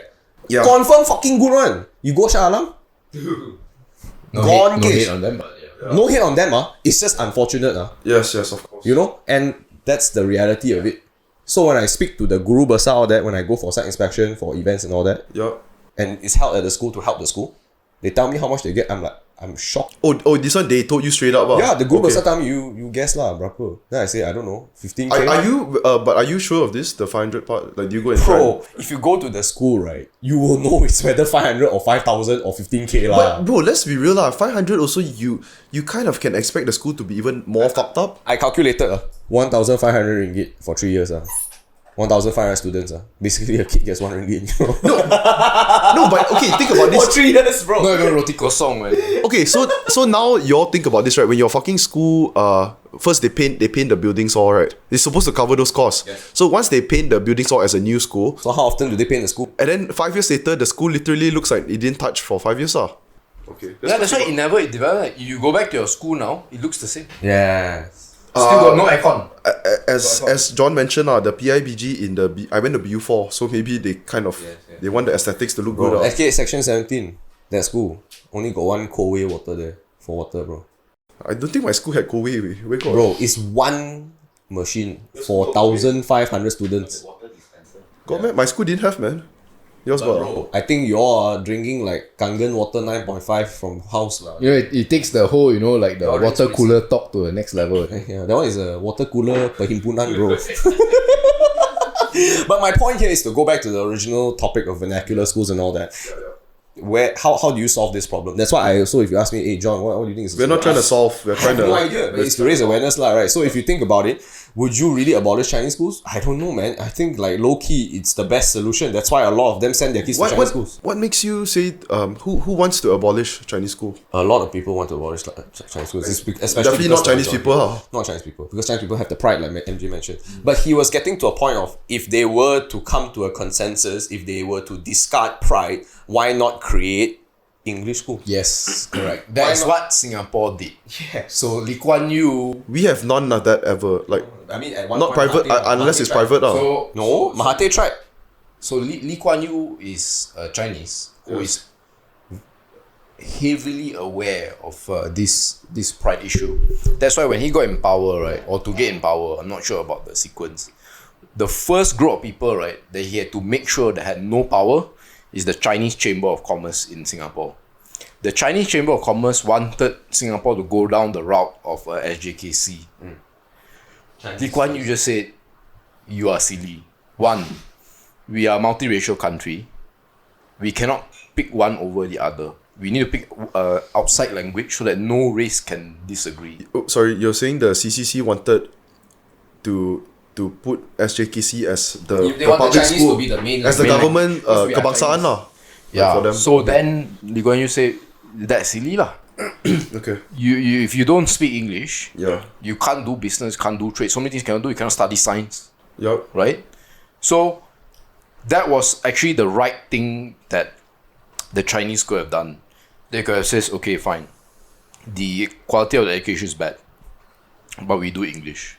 But we must make sure that the mother tongue also stay the same before Chinese people. And then they rope in Indians as well, and they rope in Malays in the kebangsaan school system who recognize it's not good enough to come into this. Which is actually quite strange, if you think about it. When you deal business in Malaysia, strangely enough, we are one of the maybe 3 countries in the whole of Asia that deal English internationally.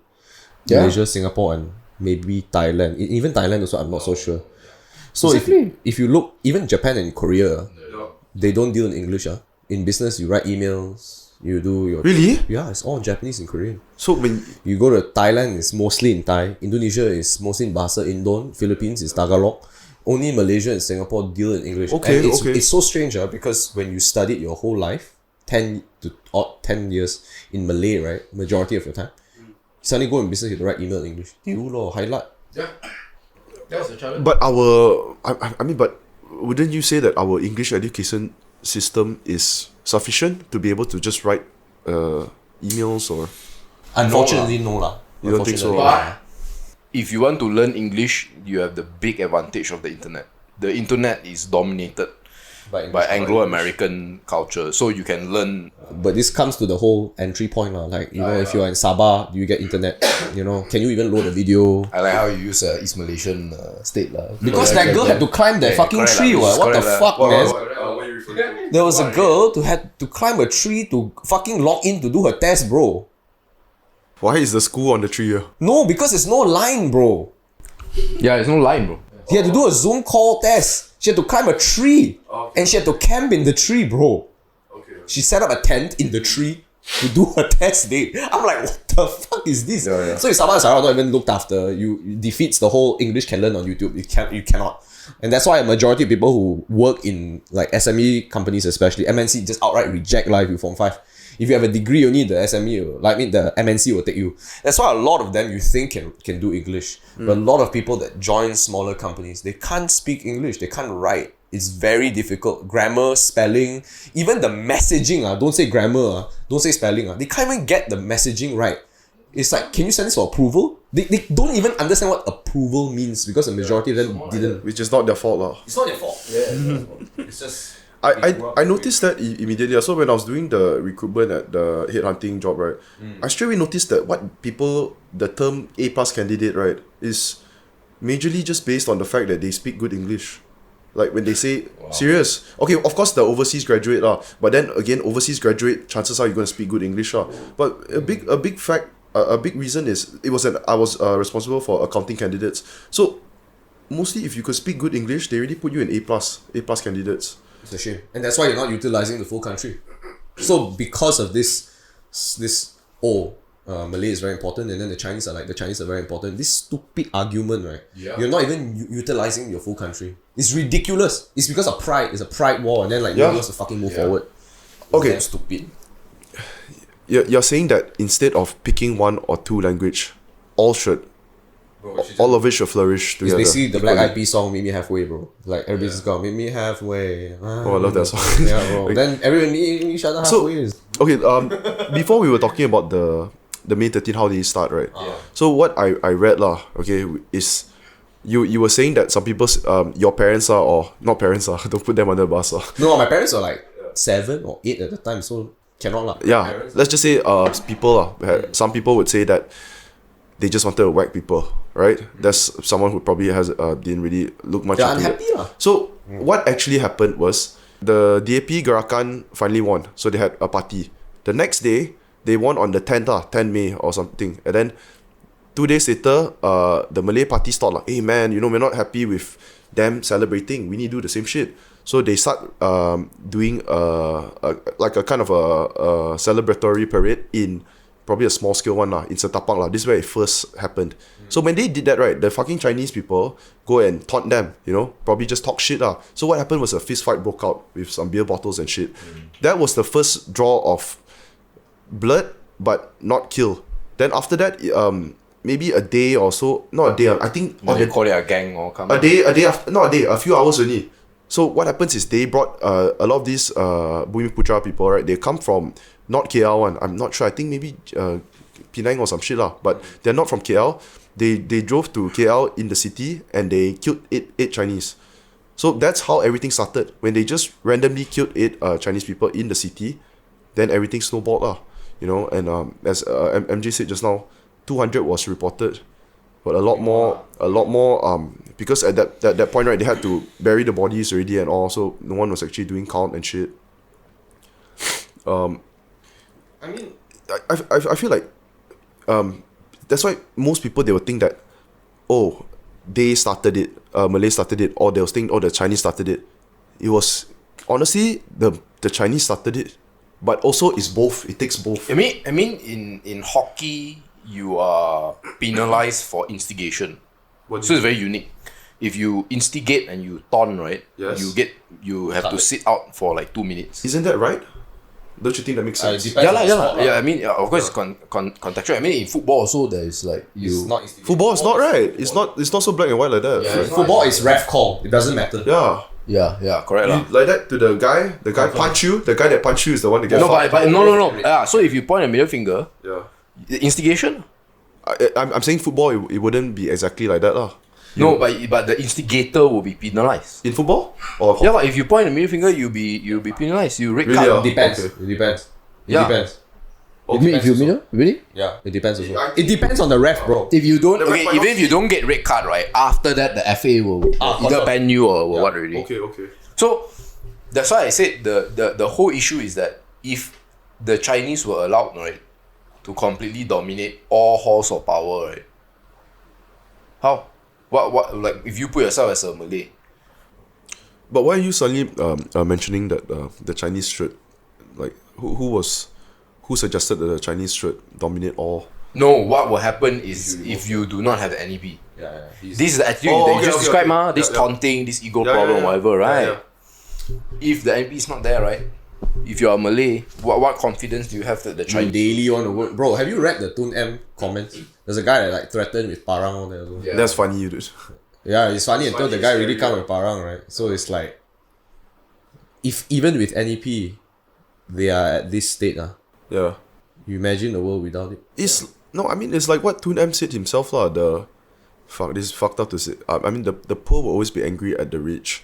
It's the same actually worldwide. It's the same worldwide. The poor will always be pissed at the rich. It's just that it's unfortunate in this circumstance. If you look at the disparity between the rich and poor now in Malaysia, it's race that shows evidently. It is the skin color, it is the physical traits that show also, Exactly. which is worse. Yeah, easy to identify. Yeah. And that's why my solution to all of this, right, is very difficult, but it's simple. The first is that I believe that Chinese people should start adopting Malay sounding names. Like Thai, lah. You know, Like everyone the sound like Thai. Thai. So then, if Indonesian it was people are easier, like that. exactly. That's what that was their solution. But because they were 5% of the population, so that's why. Oh, that's fucking smart, eh. Like, No, but the first one. But then the more important one is actually, for lack of a better word, crossbreeding. crossbreeding. That means you go Can be and Malay chicks. But what, everyone have to convert to Muslim, ah. That's the challenge, lah. So so all these things put into place. It's too fucking complicated, eh, I to paint this picture for you. Let's say you come up with a solution that is not non-violent. If you removed the law of like you will convert them. Wow, problem solved. No, then we have a new problem lah, which is then just rich and poor, not race related. So when you say remove the law, you mean basically give the flexibility to maintain your religion, the person's, maintain your rights. the person's or rather you give the guy a chance to decide rather his than, choice, yeah, rather than penalize if he don't follow. You know what I mean? Also, you have to actually. For me, I think. Honestly speaking, I know this sounds like quite prideful also if you were in Malaysia, right, wouldn't you just want education system to be English, bro? We already got fucking advantage. You want to be like Thailand and fucking Indonesia, man. If you just change the fucking thing to...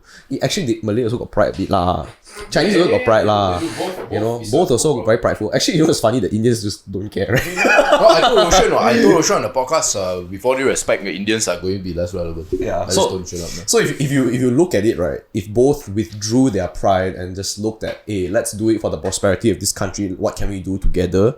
And then because it starts top down, right? If you look at Man United, it's the Glazers, it's top down. It's how the leader demonstrates how the country wants to be led. So if the country is led by a lot of people who bring up race, who bring up Ketuhanan Melayu, who bring up Cina Babi, all this, right? Even in parliament, you see arguments like this. yes. So if you were to see your leaders act like this, wouldn't you copy? Wouldn't you be the same? If they were to say, okay guys, let's just work together. We want to make this country work. Let's just, corruption is going to exist. I know some people are going to take money from here and there. And I think, in all honesty, I respect to them like Matt. I'm pretty sure he also went through some cronyism and, took some money out from here and there. I remember like somebody told me he even took like 10% a lot of businesses. But if John's gonna get fucked. No, on the comments. Bro, this is speculation whether you want to go and dig or whatever, it's speculation, right? But this is what I hear. I'm not making this claim. Everybody says the claim to me. If you look at it as a whole, right, if everybody was corrupted, let's say you jaywalk, let's say I take a bribe here and there, etc. Example right? Wouldn't it narrow it down to performance then? If everybody was to be a corrupted motherfucker? I'm just putting it out What do there, you mean narrow down to performance? Because if everybody is going to commit a crime, Yes. okay, that means it doesn't matter It only matters if you succeed. So if you really boil it down to it, if everybody's going to be corrupt in parliament, you might as well come to a consensus. Let's get corrupted, but let's just move the country while we're at it. That's my point. Let's talk about the most recent recent topic Najib being imprisoned, right? Finally there is they are taking action. Justice. No, but don't you think that is a very, very good step? Because Yeah, I agree. Yeah. the moment this happens, there's fear. There's fear in also the pressure and for you to act accordingly to your role. There's a new minister that's supposed to be like investigated. I forgot what's his name as well. I saw the Bong, is it? What's his name? Wong or Bong? Forgot, bro.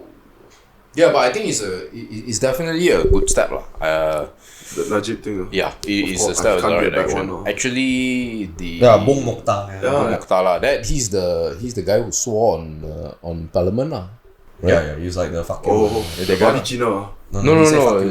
Yeah. Fuck you. Now he speak English. Now he speak English.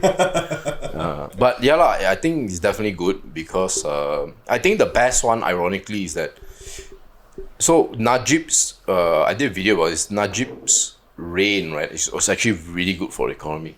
It's actually really, really good. Why so? I mean, there's several highlights. The first he wanted to allow more foreign investors to have bigger stakes in the company. So that's always good. It invites capital. Then the second thing is he wanted to reduce in Bursa Malaysia, when you go, especially a main market listing, right, you have 30% that you need to give to Bumiputera. Yep. He want to shrink that down to 12.5%. Did he manage to do it? Or I don't. Definitely he didn't And then the third one is that he introduced GST GST would double our indirect taxes by twice the amount. Right now we are at like 26. What was million. the reason for the GST It's implication? easy to collect taxes. Basically, you buy something, you just charge GST. And it's the fairest, you spend more, you get taxed more. So the rich will get taxed the most. Yes. Okay, yeah. And then the government will have more money to have more funding to develop the country. But then PH took that opportunity to Say fuck GST. Yeah. Sorry, who's PH? And then SST. What? There this Mahathir, Lim Guan Eng and gang lah, that group lor. Why do you call it PH? Pakatan Harapan. Okay. So they did that, and that was so that's why I don't like the policies of Pakatan Harapan, but with BN I actually like with Najib's BN is very good. His big mistake is 1MDB. And then the Jolo. And Yeah, and in fact Jolo, that whole 1MD saga actually just explains Malaysia as a whole. Like we always say it's the Chinese the problem, the Malays, but actually it's both. Right? So the relationship is basically the representation of Malaysia's problem. so it's a Malay fella, but then some Chinese crook, things like that. Yeah. So it's not helping with the stereotypes, Jolo. I'm just saying. Or meanwhile, in the Maldives, fucking guy named MJ.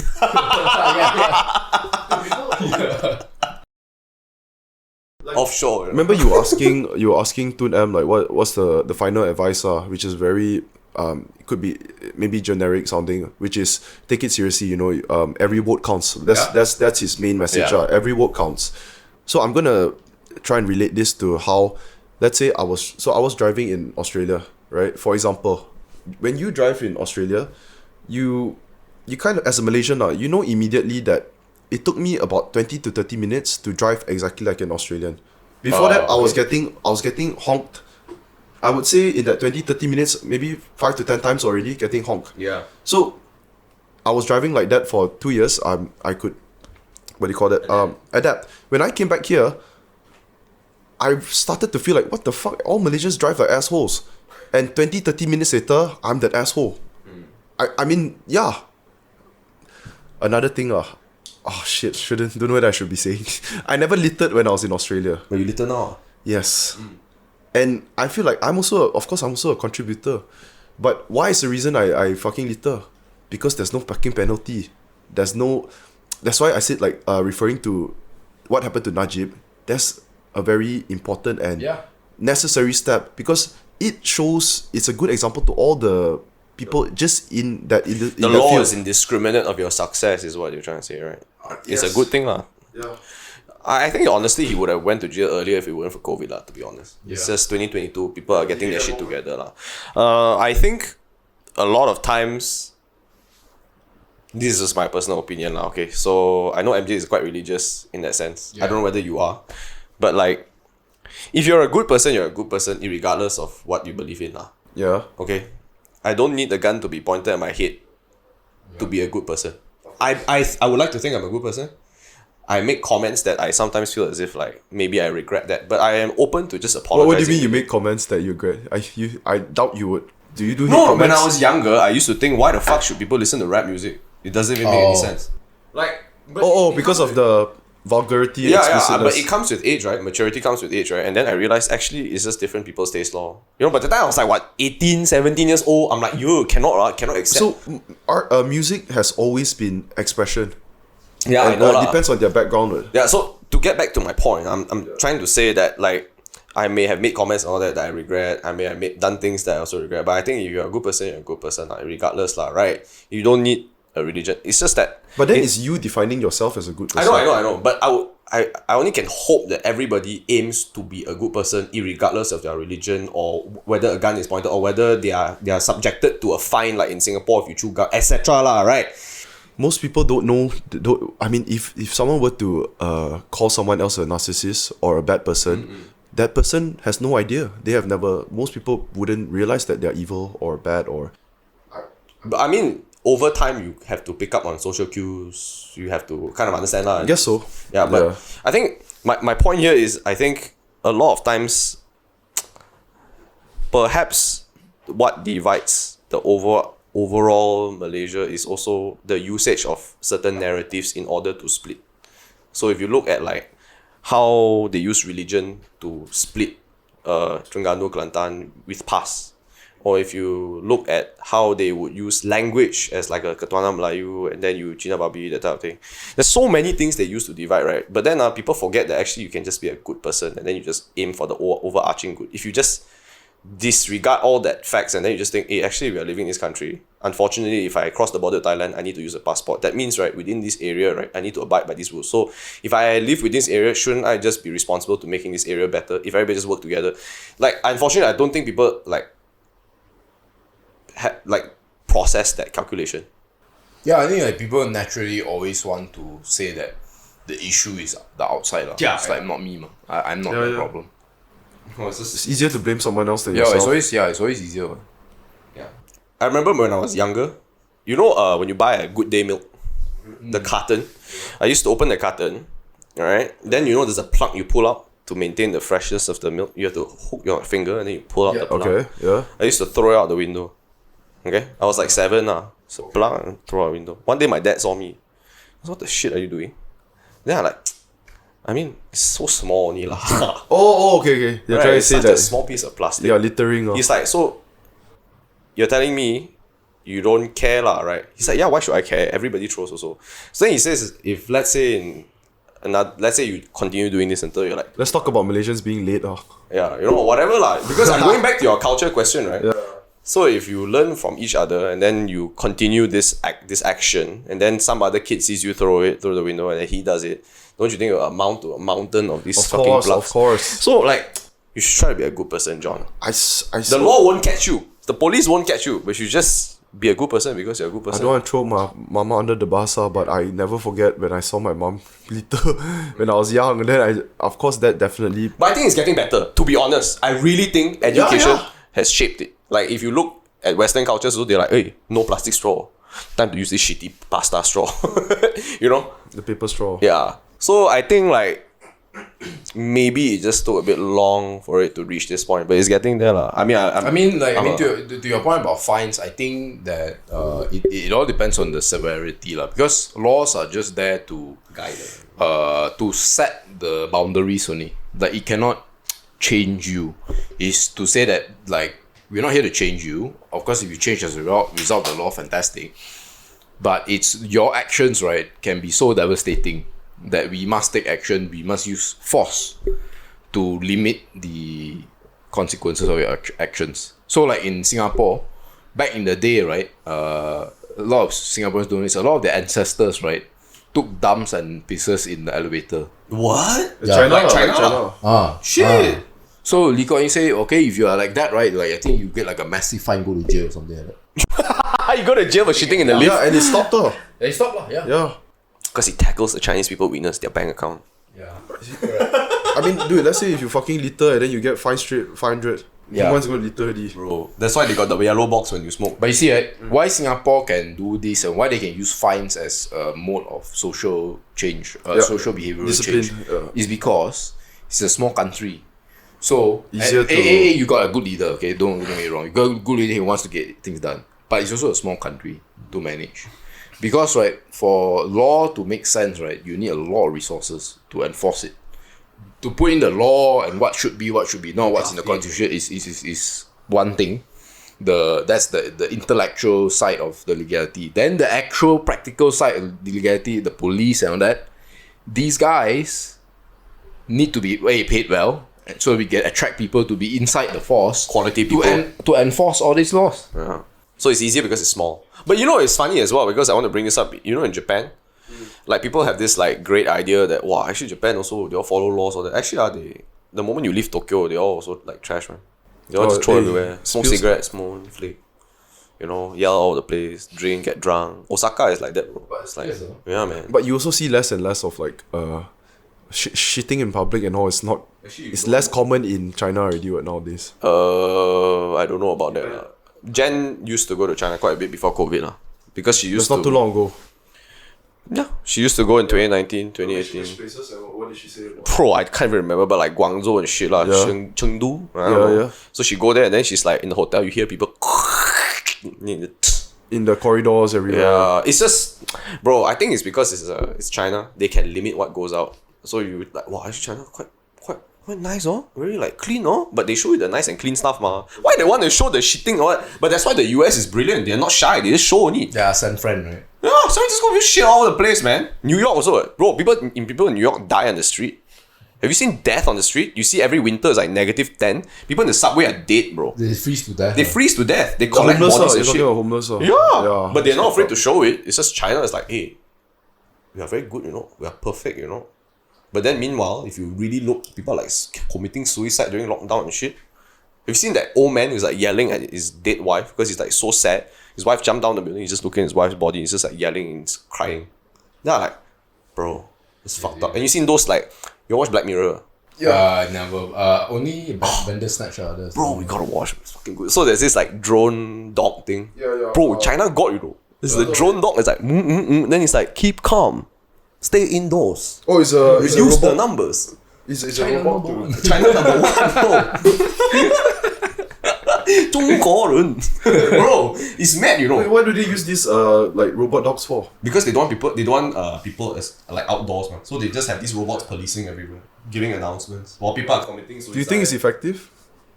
Because they can only remind you, you know, they can't take action, right? The robot dogs. You know what happens if you get COVID during lockdown in China? What happens?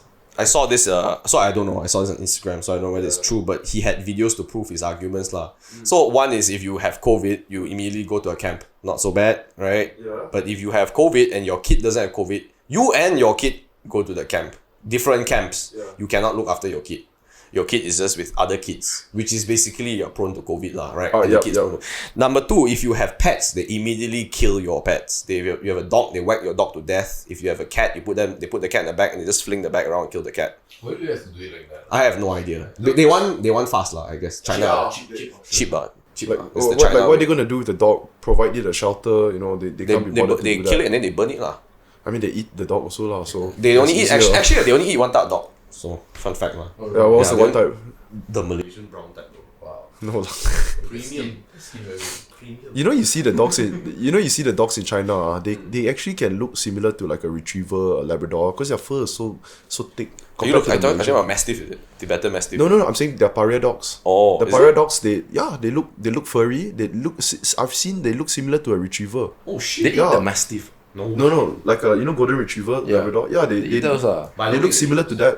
They don't eat those. They only eat the brown ones, the short fur type. No, I think they also eat that one.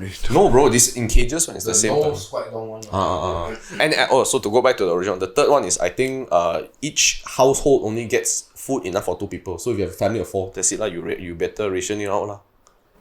So sorry, what? Each household Yes.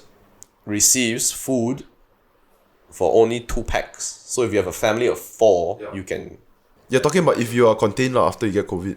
If you are in lockdown, the whole city is under lockdown until there are 0 cases. Yeah. So You cannot buy vegetables. Don't you think that's basically saying like, hey man, we've got quite a lot of people in this country. We don't mind if a couple few just fall off.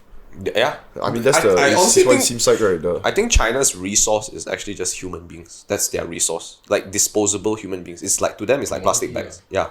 It's like plastic bags. You can just use and throw.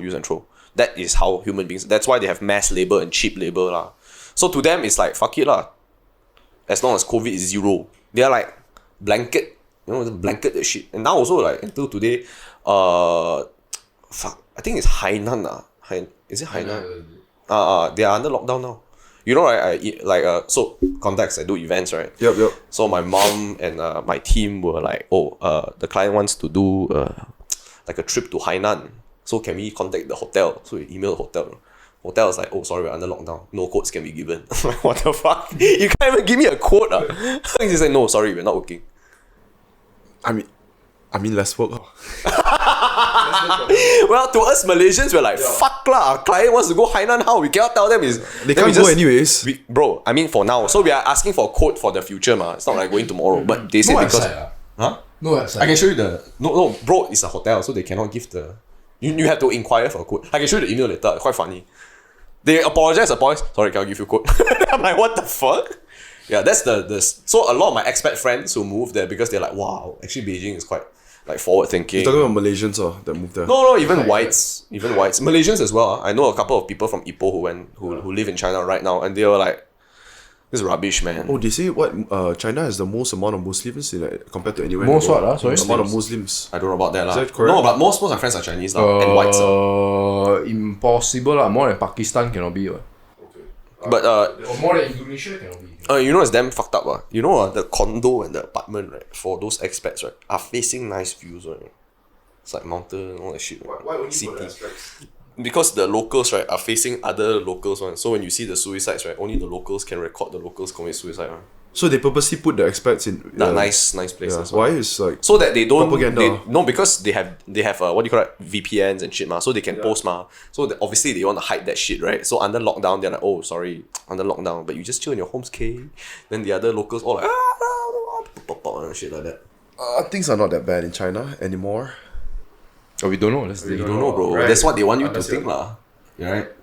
It's quite hardcore, man. I was actually talking to Harith about China as well, and he was like, bro, they ain't doing so good, man. If you look at the housing thing also, it's quite bad.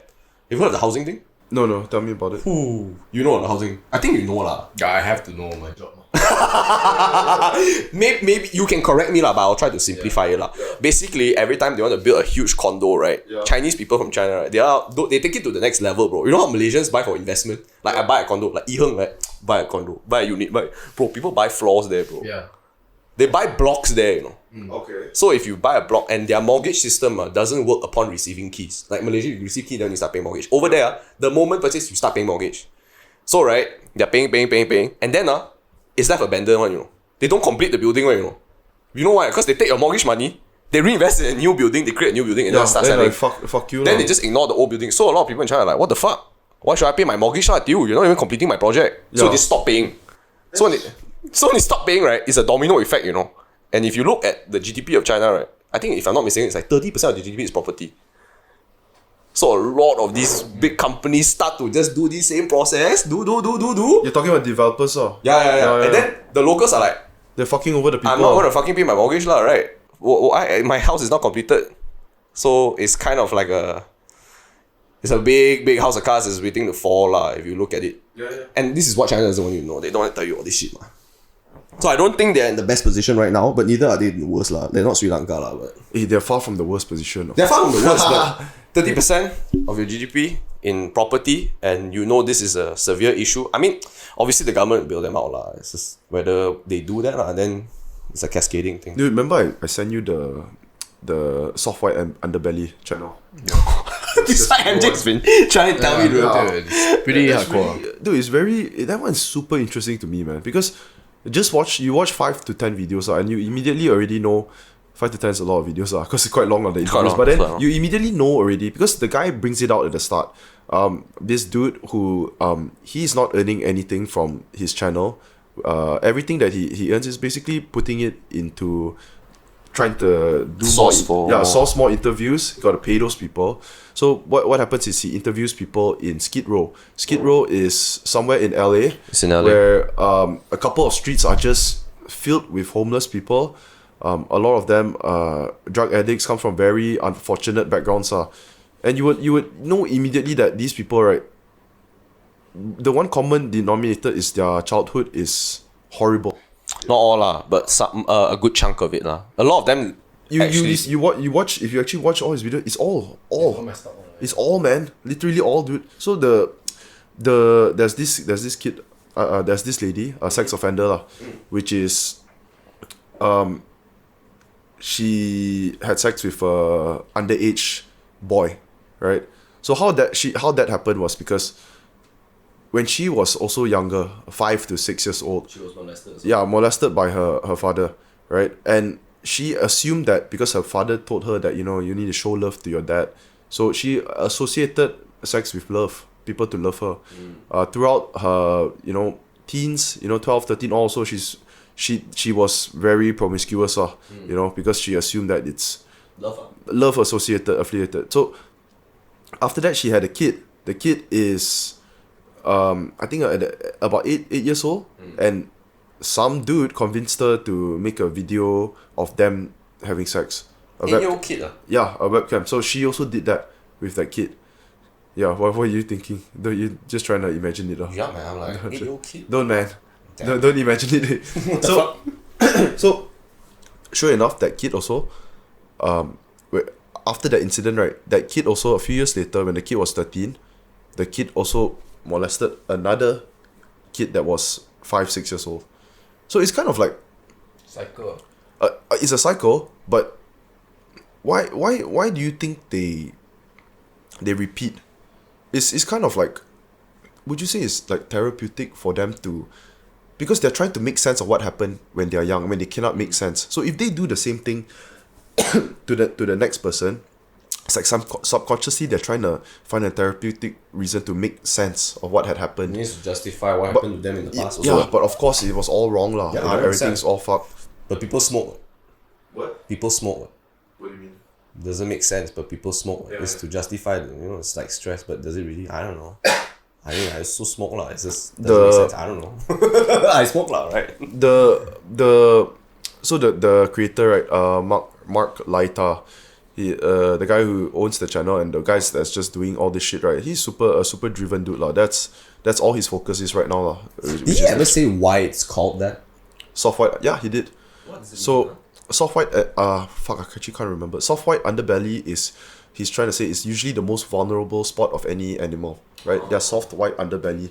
So he's saying that these are, it refers to these people where they're most vulnerable at that young age, something like that. They're also the most vulnerable people in the country, right? Yeah, just based on their surroundings, upbringing. Yeah. So he mentioned that these people, he's not trying to fix them because he knows that you can't fix these people. What he's trying to do is raise awareness for the next generation because they're already so broken. It's beyond repair. Yeah, beyond repair. Even if it's possible, it's a very small percentage, you know. So the answer to all of this, because people would, first thing that you're gonna look at is the drugs, because all of them are on heavy drugs, right? Why do people take drugs? Temporary escape, right? Temporary escape, getaway. Or maybe it's just exposed to you when they're young. It's like a lot of reasons actually. I think Jen, my girlfriend, she used to work in LA for like a year and a half. Yep, in LA. So she's That's observed Skid Row, man. Skid Row, but ah. I can tell you lah, like Americans are just pretty open people. They'll tell you everything one lah. So like when you go on a bus, like you can meet a guy. They're very open, dude. They fucking. You can meet them and then they'll tell you their whole life story lah. Oh, I just did meth. I'm trying to get out of it. Then you're like, shit. Good luck. I hope it works out for you, man.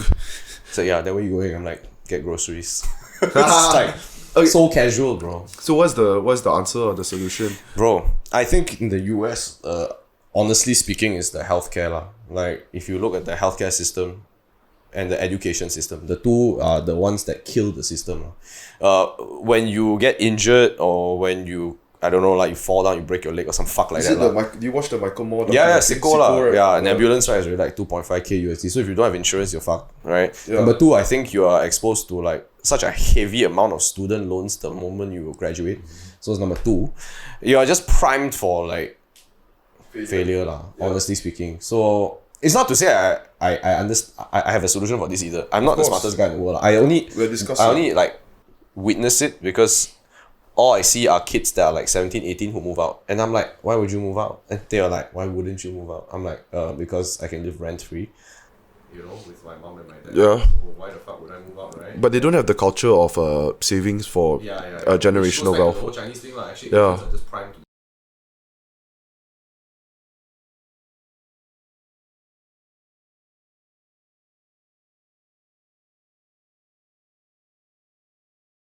What your client, is it or something? No. I just met him online. He recommended really good ramen. Okay. Yeah, you told me. Yeah, I think with the US is a bit unfortunate in the sense where the first is globalization actually. So with globalization, especially with countries like China entering the global scene in terms of trade in I think 2002, a lot of manufacturing got shifted offshore into China. So what happens is that the great part about manufacturing is that you get to hire a lot of people. So from a unemployment jobs perspective, Yes. is very good. But what happens when you suddenly introduce China, where the people work twice or three times as hard as you are in this department, Yep. and for like a tenth of the price, whatever it is, right? Yep. All the big companies are going to shift there. Are gonna what? Are going to shift there for a fact. Yes. Right? because of cost. So when they do that, then you got this huge unemployment. So imagine if you are a 35-year-old, 40-year-old factory worker, right? Yep. That's your skill set, right? That's Yep. all you can do. Maybe For you have a years. family or whatever. So that's when the death spiral starts happening. Now you add into the fact, right, that down south you have the drug cartels in Mexico, and meth and all that, as bad as they are, none of that come close to fentanyl. Yeah. This is so underbelly thing. Right. Fentanyl, they also say like just in general, most drugs that people OD from, you can even say party drugs, which commonly used at music festivals, right? The reason why they are, let's say for example, they take a party pill, which is like those ecstasy or MD, right? You take that pill if it's exactly what was supposed to be inside that drug, chances are you're not gonna die. But if they cut it with just a little bit of fentanyl, a very small portion, that is enough to kill you. And Bro, in serious fact, shit, in fact, the reason fuck? why, in fact, fentanyl is the number one killer, because all of the times where people die drug related, right, is because there was fentanyl inside. So you don't know who are the people. See, this is why I don't fucking do drugs, man. Like, regardless of natural or not natural, I'm just like, fuck that shit, man. I just stick to cigarettes and I just call that day. It's commercial, I trust that drug. I stick to alcohol, although I don't drink a lot. I trust that drug. It's been approved, man. If it's been approved, I can die that way, man. Fuck it, I'm not gonna die any other way. You were saying? Yeah, so that's the whole issue. So they lose their jobs, maybe in the process they lose their wives, and then it's a guy, and then there's this whole their loss, and they start taking fentanyl, right? Yep. So then you got this drug epidemic, and the whole thing gets absolutely messy, and that's exactly what you're seeing right now. So the So much in LA, right down south. the creator of the YouTube channel, Soft White Underbelly, he mentioned that the answer, in his opinion, is behind the trauma. So drugs is the first layer. Behind the drugs is because of trauma, stems from trauma. So behind the trauma, the answer is love, because if you have proper upbringing and consistent love throughout growing up, right? Let me ask you, like, don't you all feel like love was a big part of what gave you confidence in just to do anything? I think 50-50 lah. Luck is, for me, it's love and security lah. Love from just people surrounding you. Yeah, for sure. I think it's I mean, a bit cheesy, but Fucking love is cheesy, the bro. answer. It's like Anne Hathaway in Interstellar. The answer is love. It's a bit cringy, but I think it's 50-50 lah, bro. Love is no point if you are in the point of desperation. You need to have security as well. That also is a partial pathway to drugs and whatever. You see, I think how love works in the Asian mindset is security as well. yeah. It's like your parents, for a fact that like they can feed you. Yeah. They teach you how to save money so that in case they are gone. It's downstream from love, lah. It's like security is a So, portion. I think security is a big element as well, because even if you have love, like if you were American and you grew up in a normal household, Yes. your culture is not security. The culture is you should move out when you're 18 because I want to fuck your mom type thing. No, man. No. The dad is telling, Okay. the dad is telling the son, please Yeah, move yeah. out 18 Yes, because yes, I want to yes. fuck your mom. Yeah. You want to have some wild orgies. Swing so- a bit, Like, can you just move out? And that's not a sense of security, right? For a kid. And the kid goes out and is like, okay, if I have to move out, what are the next steps? I have Yeah, to pros find and a cons. school. Yeah, I mean, the culture shapes that, right? So, I think inherently they are happier people because they are more independent. Yeah. But it's only when they fall off the grid, and that's when that's why you see very few Asians that fall off the grid in a way lah. Like in comparison, like ratio wise, you see a lot of Asians just like are unhappy at their jobs, but at least they have security. They're like, I fucking hate my job, I wanna commit, fucking wanna kill myself, fuck this shit. I'm going to hot pot now or something. Yeah, man. Fuck it lah, go Haidilao. Fuck it, Momo Paradise. At least they like drown themselves in like yisang, Yeah. But Or like, drinking, the Yeah, or corporate drinking culture, lah. they love to drink. so you can go back to your home, although your wife is cheating on you, you also have a mistress. You solve that problem with And I'm not saying it's the right thing to do. Yeah, of I'm course. just saying it's what Asians would do. It's the same across the board. If you look at Malaysians and you look at Japanese, you look at fucking Indons, you look at, the moment you have money, right, it's like security is. So I don't think the answer is love, to answer your question. It's love and security, You need to have both. Yeah. Don't you think the love is the reason for all the security? Love ain't gonna pay bills, bro. Like, no matter how much you tell your kid, I love you, right? Yeah. Not, of course, not just the words, lah. That's the reason why they. I mean, you want to work blanket. so hard to give security. If you because want they to love. if you want to blanket security with hard work, dedication, and the need to protect your kid, then then love. Yeah. I mean, the thing is, it all depends on the situation. I mean, if by love you mean you will the good of the other, right? That means you want good for the best, other person. Yeah, Yeah. the best, without any like you do hidden agenda. Give it your all, lah. For the person. best Then of the- of course, really it depends, right? Some parents who, you hear stories that they were not well educated, Yeah. and they only know one skill. They only know how to make kueh lapis, right? For example,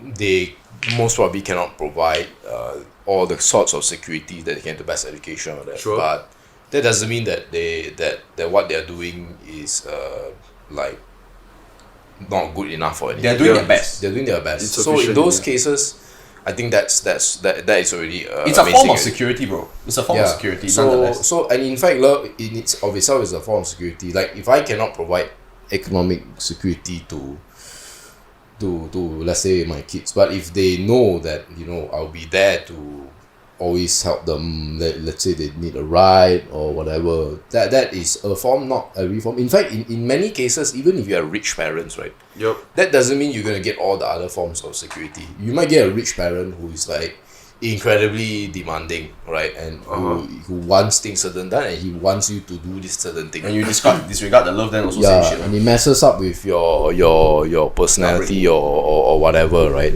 And there are a lot of loveless marriages, right, where It's just too much security, yeah. not enough love, bro. yeah, so really it's I would start with that, like, to will the God of the other, meaning like I want you the best for you.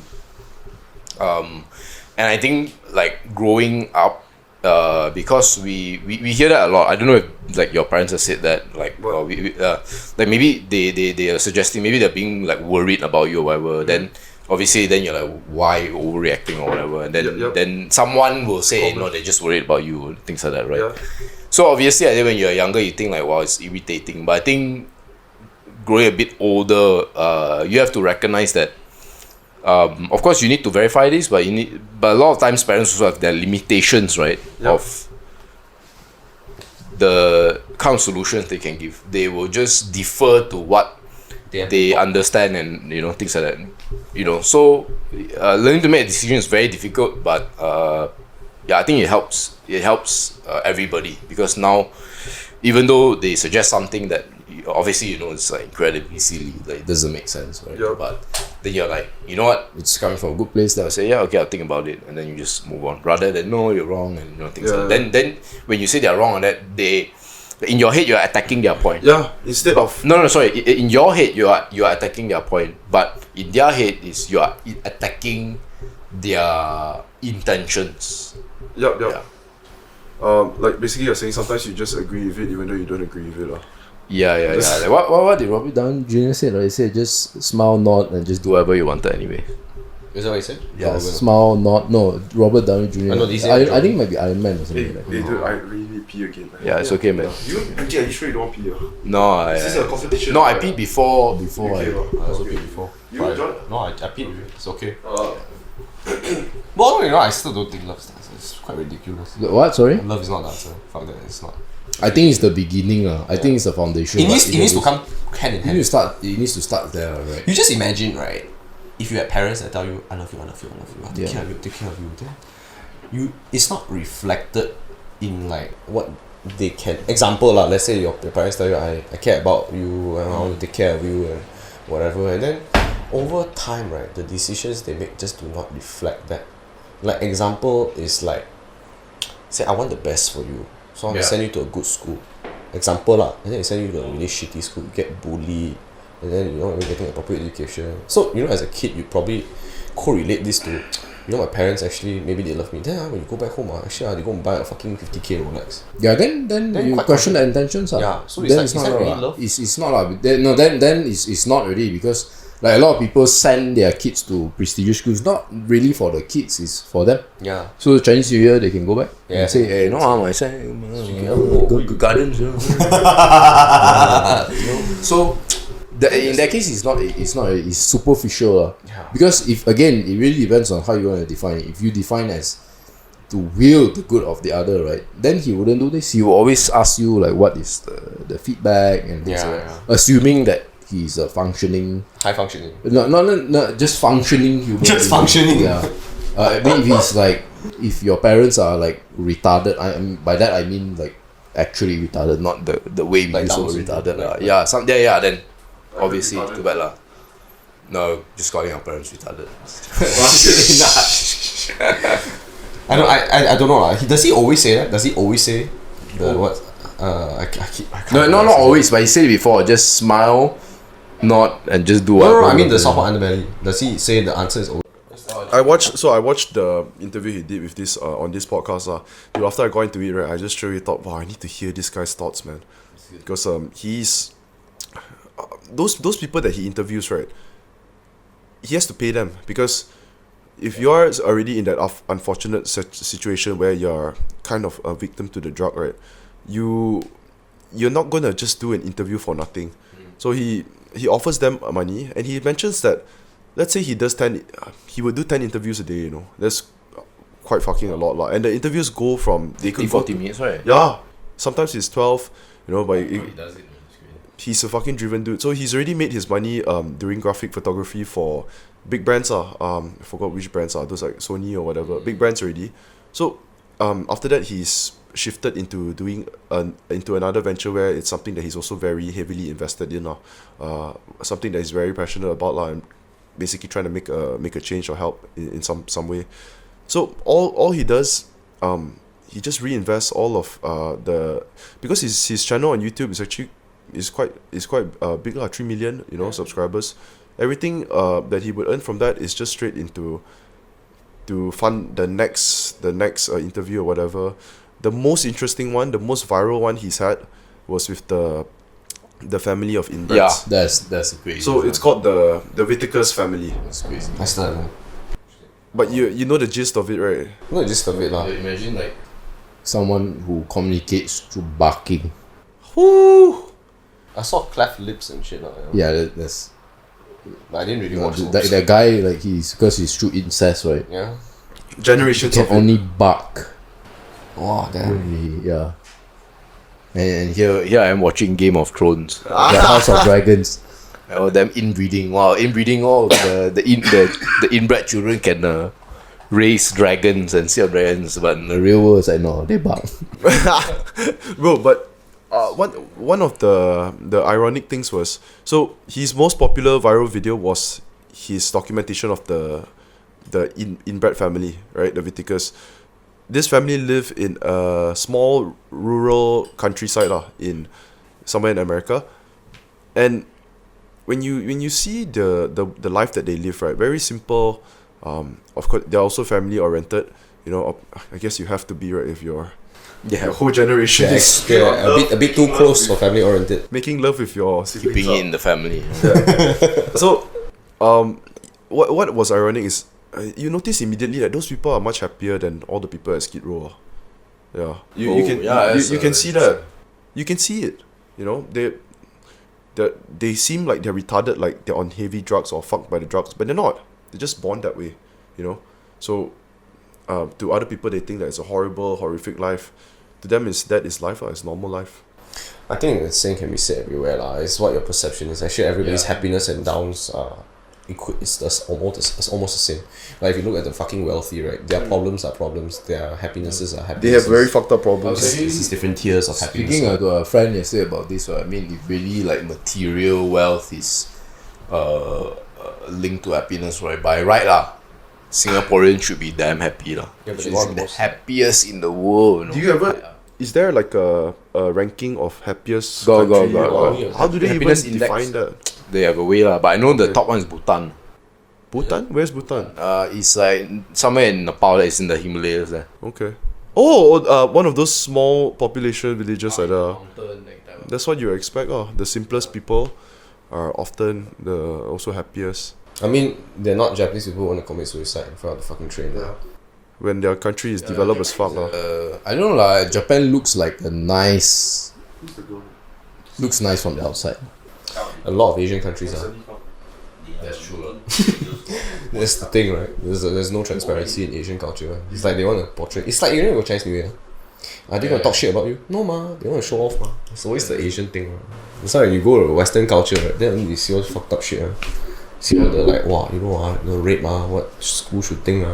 The most Bombing. hypocritical I always hear from Asians is that, wow, you know, like white people are promiscuous. I just It's like y'all don't don't know, the women man. I know lah. Y'all don't know.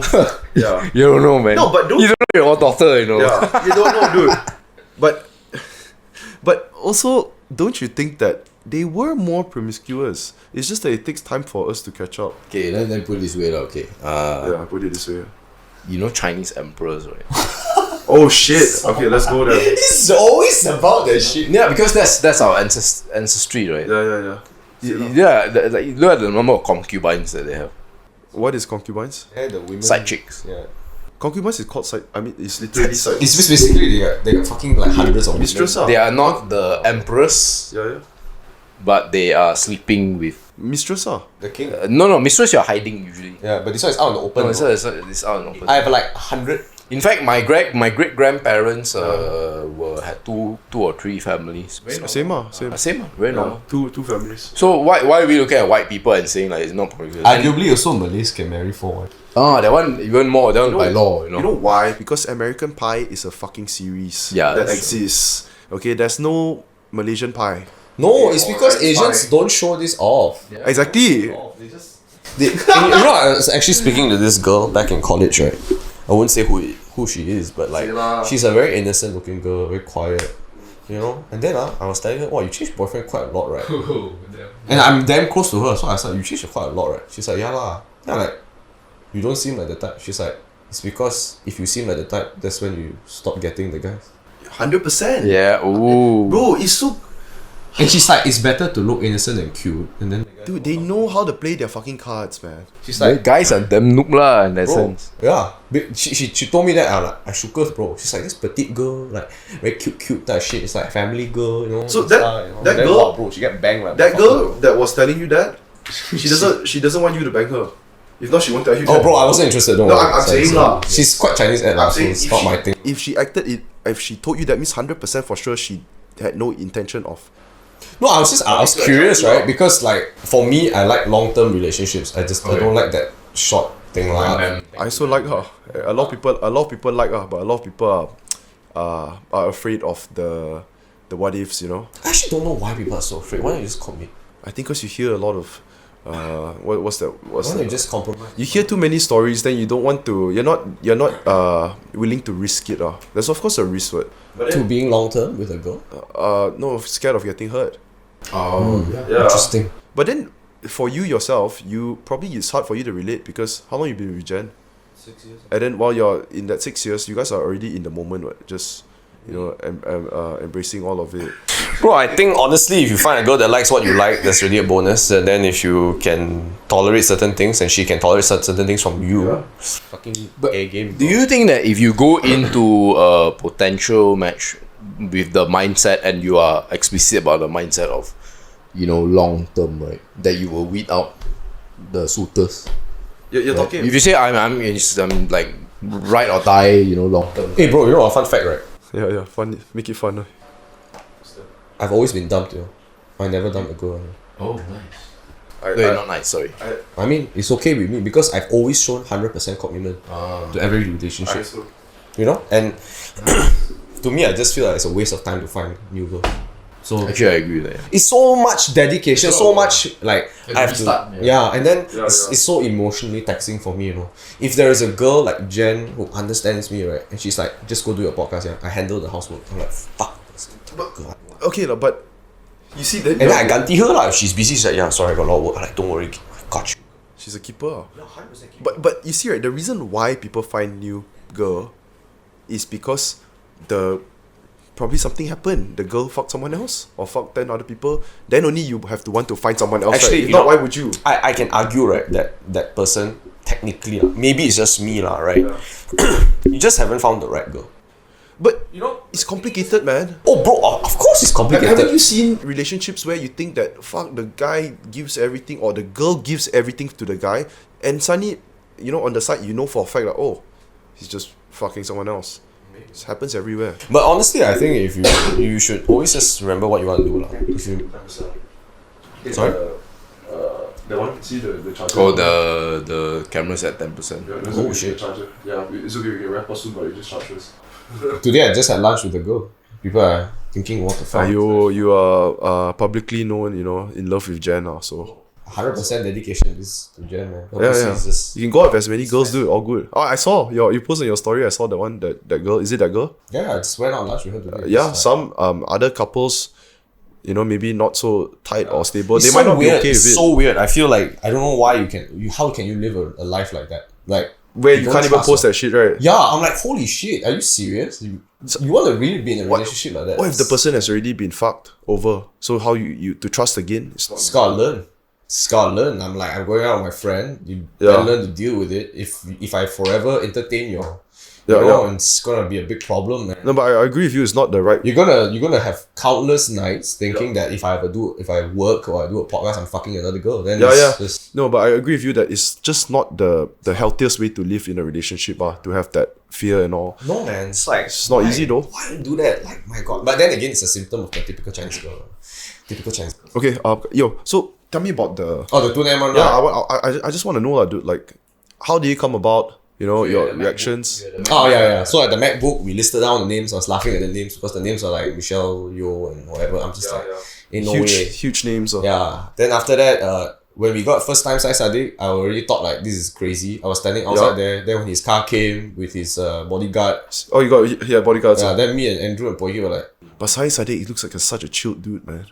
behind the scenes, quite chill. Then after that, Hannah Yo came. She came alone, which was also damn crazy. That's crazy. Come And on. then she walked up this like dingy, you know lah. Yeah, his area is quite Yeah, bro. That place is damn dodge, bro. Then Hannah Yo was just completely trusting. She's like, yeah, no, just walk up the stairs. You mean the place where you record is not the. Wait, so y'all didn't manage to escort her also lah? No, we went downstairs. We brought her up lah. I say sorry, you know, this place, you know, is where all the foreign workers stay also. Was she scared in any way? No, she's Or- like, I don't care.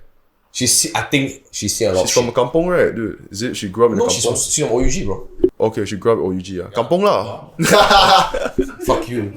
So anyway, when I think it was maybe a month and a half ago, Poige was like, John, you need to write Surah Rasmi to Tuna. Then I'm like, why? He said, I want him to come on podcast. Surat Rasmi. Yeah, official. Yeah, I know. so I was like, this is quite ridiculous lah. I knew how to write English. My BM is Moroso as fuck lah. So he's like, just write in English. I don't care. I'm like, okay. You were in English? Yeah, I wrote in English, Hey, but do in the that. same format as Surah Rasmi. So I was like, dear to whom it may concern, you know, whatever. Then I say, our concern. you to know. Yeah. I was like, I even had the letter. I took a photo of it. And then I was like, Yamcha Sessions is a podcast that talks about education, whatever. Then Poigi took it. He's like, I'm gonna amp it up. We are the #1 education podcast. Then I'm like, what the fuck? Then he just sent it to the Hey, so you all included that shit, the number one. bro. Poigi lah. He's like, he hype it up lah. He's like, John, your letter needs some spice, bro. Then I'm like, okay lah, just do whatever you want. lah. It worked, man. So he sent the letter, and then it came with an email. He sent the email with the letter, sorry. Then legit, he's like, he called me, and I was in a very, very serious meeting for like 6 hours. I was in a 6-hour meeting. I was like, Dude, how do you survive 6 hours? 6 hours, 1 hour meeting, I die already. this is a meeting for business development in terms of growth, like overseas. Yeah, That's why 6 I was- hours is still It's ridiculous. basically with a person from Azerbaijan. And then he was like trying to expand, you know? So I was like, wow, this is damn long, bro. He was just having coffee. He was just telling me his experiences in Azerbaijan from Singapore. Physical meeting, right? Physical meeting. He came to the hub, bro. How many people It's me, my mom, and him. It's just how to grow everything. You're at the hub. Wow. Oh, so it's a brainstorming meeting also. Yeah, to how to grow and yeah. okay So lah. it's damn long lah. So Poigi called me like 3 times. I thought like, oh shit, is he in the hospital or what fuck, right? And I just picked up one time. I was like, Poigi, what the fuck? Okay or not? Then he was like, John, emergency John, can you take a phone call now? I'm like, he give me like half an hour. I tried back time. So I said I go toilet. So I halfway in the meeting, I go toilet. Then I really need to go toilet, so I pee. And I'm like, yeah, bro, what's up? He's like, bro, we got to them. Then I continue to pee. I'm like, are you fucking serious? One of those moments. Then he was like, I was like, when? He's like, next week, Tuesday. I'm like, Next week, Tuesday. That's not enough time. it's Thursday, bro. Was it Tuesday or Wednesday? I forgot. It's midweek. Then I was like, he told me on Thursday. Then I was like, So you all got less than a week. yeah, bro. And then he said, you free to meet tonight. I'm like, I guess, no choice, right? It's a title fight, dude. You So, got only yeah. 4 days to prepare. Yeah, so Andrew, myself, and Boy Gay, we sat down. Chok didn't need to be there because he said, I just will prepare the camera stuff to pack it. So when I pack it, it's easy for us to go there and set up and then tear down. Because we know we have only an hour and a half-ish. Half an hour is to set up and tear down. Okay. So he was doing that, and then me, Andrew, and Boy were just hashing out questions lah. But we were supposed to send in the questions on Monday, so the day before the podcast. But Boy Gay was like, let's not send the questions. Let's just send key points. We just send. What was his reasoning behind that? Is it because I have to filter the question? Sorry? They will filter the question. You're right. So he Yeah. sent questions like, example, if you were talk about why do you think the wages are not increasing but the cost of living is increasing? Yeah, He just yeah. put that wages. Yeah. That's good. That's Yeah. good. So Bumiputera rights, he just put that not gender equality, put out like race equality. He Yep, just yep. put like points. So he sent Yeah. like 6-7 points. Then he sent to the first. Hey, I want to ask the dress code, was it mentioned in the surah? Bro, let me talk about this shit lah, okay? So prior to the podcast, right, everybody was like, I think you just wear shirt lah, t-shirt and jeans lah. Long pants lah. Just wear this lah. I'm like, are you out of your goddamn fucking mind lah, bro? Show your tattoos a bit, bro. I was like, you just imagine you go into the podcast and then he's wearing a suit. Yeah. The first thing he's gonna say is, "What, you fuckers are damn young. You all have no respect for what people have done for this country." If you turn up in a suit, he's gonna say, "Don't need to wear suit lah, chill lah." If he's wearing batik or some shit, Yeah, then you can take off your coat, Yep. fold up your sleeve, and do the fucking interview, right? Boy, until today, bro, he's like, "Sure, I want the Yamcha sessions shirt." I'm like, bro, cannot, bro. First of all, right, my Yamcha sessions over there right, at the back of the black color shirt, right. The black color shirt says like, short sleeve, right? which anime girls would you smash? That's one. Then it's like good tasting shit. And then I translated it via Google Translate. So one of the Chinese words is like eat dog shit. Nice. So the black shirt is out of the question. The white color Yamcha session shirt is literally the Last Supper. Yeah.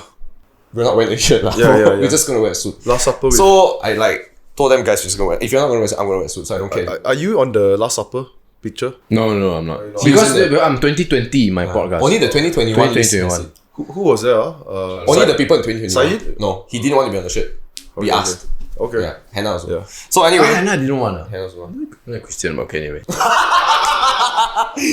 So anyway, we turned up and we turned up early as well. Then after that, we set up. As you know, also you were there. Fantastic intern. Yeah. You know, I actually it was out loud. I have the exact moment when Tun M, when we walk into and see Tun M for the very first time. I can actually show you here. shit. Yeah, I captured that moment, but it was a bit awkward actually. I don't remember that though. So it was at this, after we set up already, he had to go in and do work before that, Yeah. right? He sit at this table. So this is the exact moment. You have the photos, so you can see it. Telegram, right? Yeah, so you can see here, right? This was exact. I was the last right? Yeah. Right? So they all went. That's So John, right? So this was entering. This was the video. So you see, every damn awkward, you know. Then Tun M is over there just staring. He's staring at you all. So like damn awkward. That's why you see my camera point away. Like that. Wait, I where's felt Tun M? damn awkward. Yeah. So you see here. Yeah. So you see he's over here. Okay, he's literally looking. Yeah. So then I saw he's just staring. He didn't say hi, nothing. So I was like, You wanted to go out lah. And he was just staring, but he wasn't like he wasn't staring like To intimidate. no, he was just like he's like Who knows lah? What you all don't see prior to the podcast is when I was testing sound and everything. Please subscribe. No. Andrew was sitting next to Tun M, and Andrew was trying to make small talk with him. So what Andrew did was, he was sitting there and he's like, "So Tun, no. He was like, "Did you have breakfast today?" Then he was like, "Yes." Then Andrew was like, "Okay, what did you have for breakfast?" "I had some bread." Then Andrew was like, "Fuck, how lah?" That's cool, man. And he was just waiting, and I was like, "Fuck, my headphones are not working, dude." Then I like, Then he wanted to. You guys wanted to ask him whether I asked him, right? I asked him, "Tun, do you want to wear headphones?" He just looked at me. So are you crazy? Then I was like, "It's okay lah, I wear the headphones lah." I just put on. So another interesting thing before when we were setting up, right? So we could see from his PC, right? He was already researching YCS already. Yeah, bro. Okay, how so just now you showed me that video of you walking in. yeah. So he was there the whole time while you all set up. No. He was don't know where. I don't know. But he was there at first. Then The he went timeline is somewhere. like this. The timeline is like we enter. They say you can set up. So we set up. Then he we said, reached bro, at 7:30, right? Yeah. Yeah. We reached at 7:30. So he said, you can set up now. At 8 o'clock only. So we set up. You got an hour to set up. Yeah, he said he had an hour. We have an hour. Then she went and do his shit. So we were setting up. Then he said, Tun needs to come in and do some work. Then we were like, fuck, we no time, bro. So we rushed the setup. Then he said, you can go to the waiting room. So we went to the waiting room. Then we wait in the waiting for 1 hour. Then only he said you can come in. So you all then set up it's already right at that time? We were like 80%. Okay. Yeah, So then you all after still that- waited an yeah. hour. Sound check, after that sound check, then make sure you can. Did he wait for you all while you all set up? He was at doing any work point? and ngam on the dot. He said you can come in at 9. And when y'all came in that time, it was 80% set up. Just he had to Plug wait. in power, test sound, then okay. That's lah. But the funniest part I feel is this one. He was researching, right? Yeah. Then you can see there's Pui there inside. Tun M's computer got But put in. honestly, he doesn't know what's Pui. Wow. Man knows everything. Yeah. But I think honestly, in my opinion, this is how I felt from the conversation. So I don't know whether you can feel it. Pui is a good dancer. I was just thinking about it. It's like, okay. I left the video all the way to the end, so I don't know if you want to Which watch was it. really good, yeah. Yeah. I saw. Right, and the end is when we asked him to sign the shirt and everything for charity, all that shit lah. Right. So I don't know whether you realized this from the beginning. He was actually very, very like cold. Yes. But 20 to 30 minutes in, that's when I swear to God, right? I feel like we had another half an hour with this man, right? So good. We would have like discovered the One Piece, bro. Yeah, man. Right. I agree, yeah. He was so lax after the half an hour, right? And Yeah. it was like a sense of pride for me, right? In that midway, I'm like, oh my God. Bruh, he don't know what podcasting is about, man. Get into that flow state. He don't know, man. And he was like opening up, and you can tell because he talked about May 13. He talked about how he has helped the Chinese and I can, just as a listener, I noticed that the most he talked was during the Bumiputera part. Yes. Yeah. Right? He fucking flowed them a lot. And then I'm just like, I can't believe I'm having like a ping pong tennis dialogue with Tun M. And he was And a reciprocating. sensitive topic also. Yeah, and it felt as if it was my grandfather talking to me. It's amazing, dude. It was amazing, lah, guys. So I think towards the end, what we did was immediately after we ended, he signed, take photo, everything. He said, I'm sorry, I got to go back to work. So he went back to his table, and then the guy told us you have like less than half an hour to tear down because they have a very serious meeting. And also I pinjam his extension cord. So I had to like take out the extension cord and go back to Tun and say, sorry Tun, I took your extension cord. Yeah. So you said that he was very tense at the start, but also think about this, even though this dude is 97 years old and has been in the billions of interviews, right? It's all in a very different setting, right? No matter what. So if it's his first time doing a podcast, it's gonna take the adjustment period is necessary, and fair enough. BBC meeting, big interview. Yeah, and fair enough, you guys managed to bring that out, and that's fucking great. I think I don't mention this, but prior to this, a lot of people told me to grill him, like BBC hard talk type of shit. No. And I was very against this. That wasn't my what I told you. Yeah, no, not you, but like the older generation, Yeah. they would tell me just whack out, bro. Grill him with difficult They questions. are not the one interviewed. That's what Yeah, they have to say. Exactly. Yeah. Like my dad, it's a grill him. I said, okay, you want to replace? well. Hey, okay, bonus question. Wait. What was your dad's first reaction when you told him that? Is it? I give you questions. Then all his questions damn hardcore. And I'm like, the intent is there. And a lot of the questions my dad asked me to ask to him, it's there but phrased differently. Because when my mom put me to the side and said, don't listen to that. And she said, I've spoken to them a couple of times. Dad is from events, China. right? And then she said, the best way to get most out of him is to treat him like he's your friend. Of course, because And then after that, correct. he'll open up to you more. does your dad listen to podcasts? No. I think he listened to a couple. Then probably doesn't know the magic. He doesn't know the magic. So Yeah. when my mom told me this, I'm like, Mom, that was the strategy from the get-go. Don't worry. I'm not going to go in like Yeah. DC hard talk. So when I went in, obviously that resistance was so big.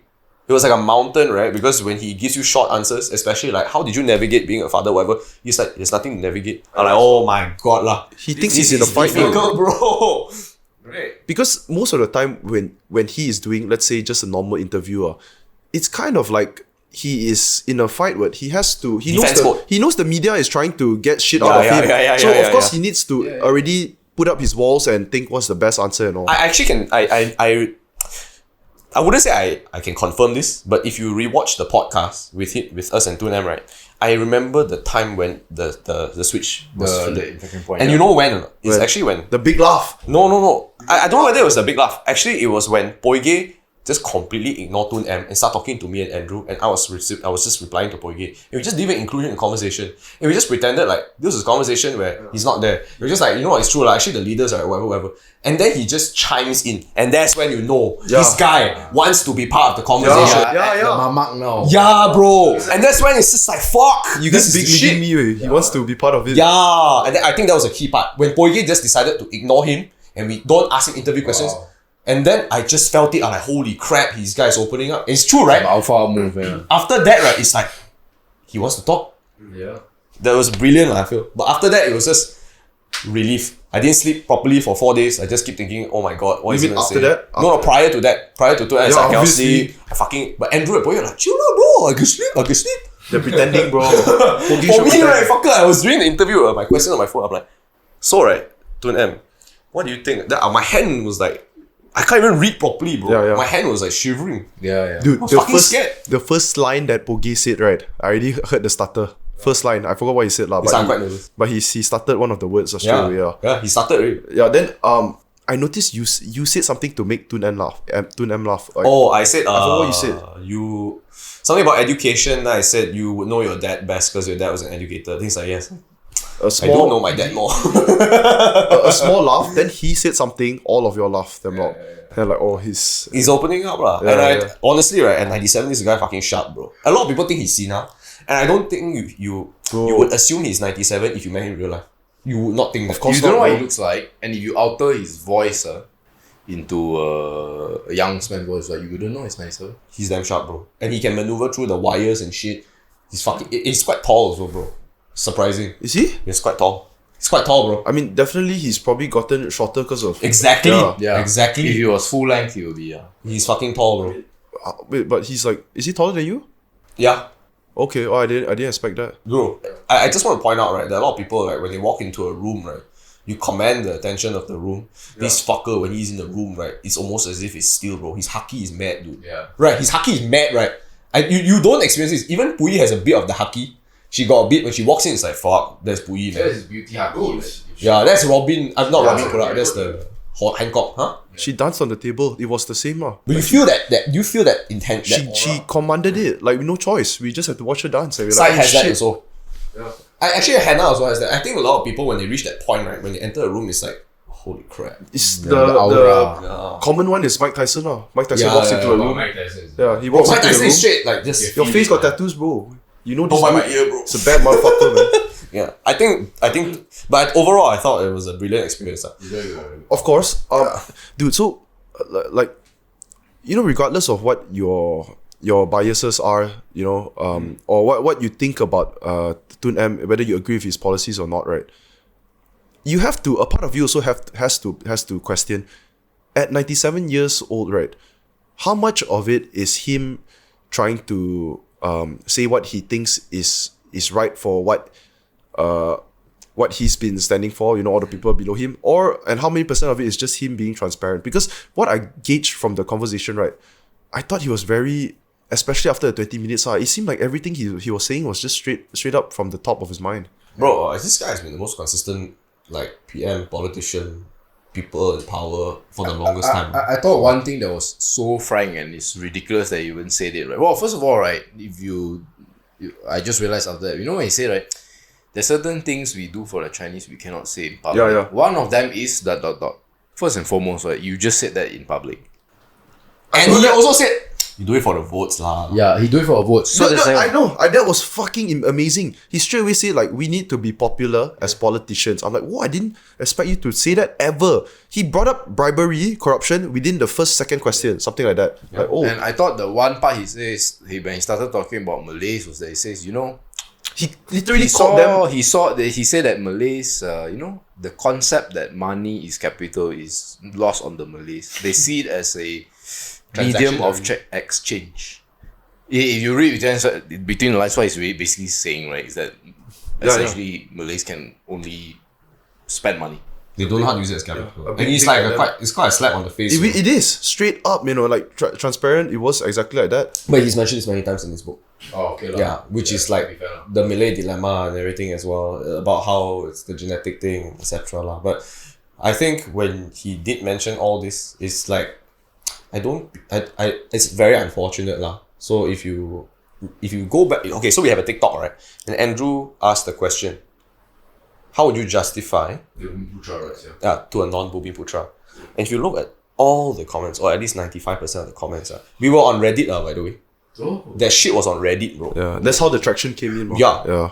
Okay? And if you look at a majority of the comments, and it's so sad. Yeah, I didn't read it because I don't want to read His it. brainless. All of them would say he didn't answer the question. I'm like, I don't think you listened to the answer, bro. You're saying, oh, he's dodged at the it. They're saying he pendahuluan of the karangan, they say, right?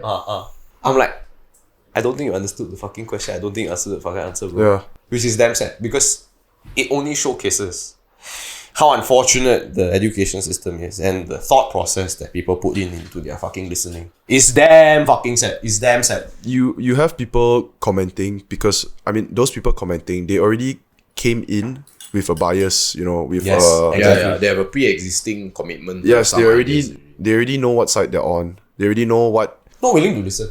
they already know what they want to comment lah, basically.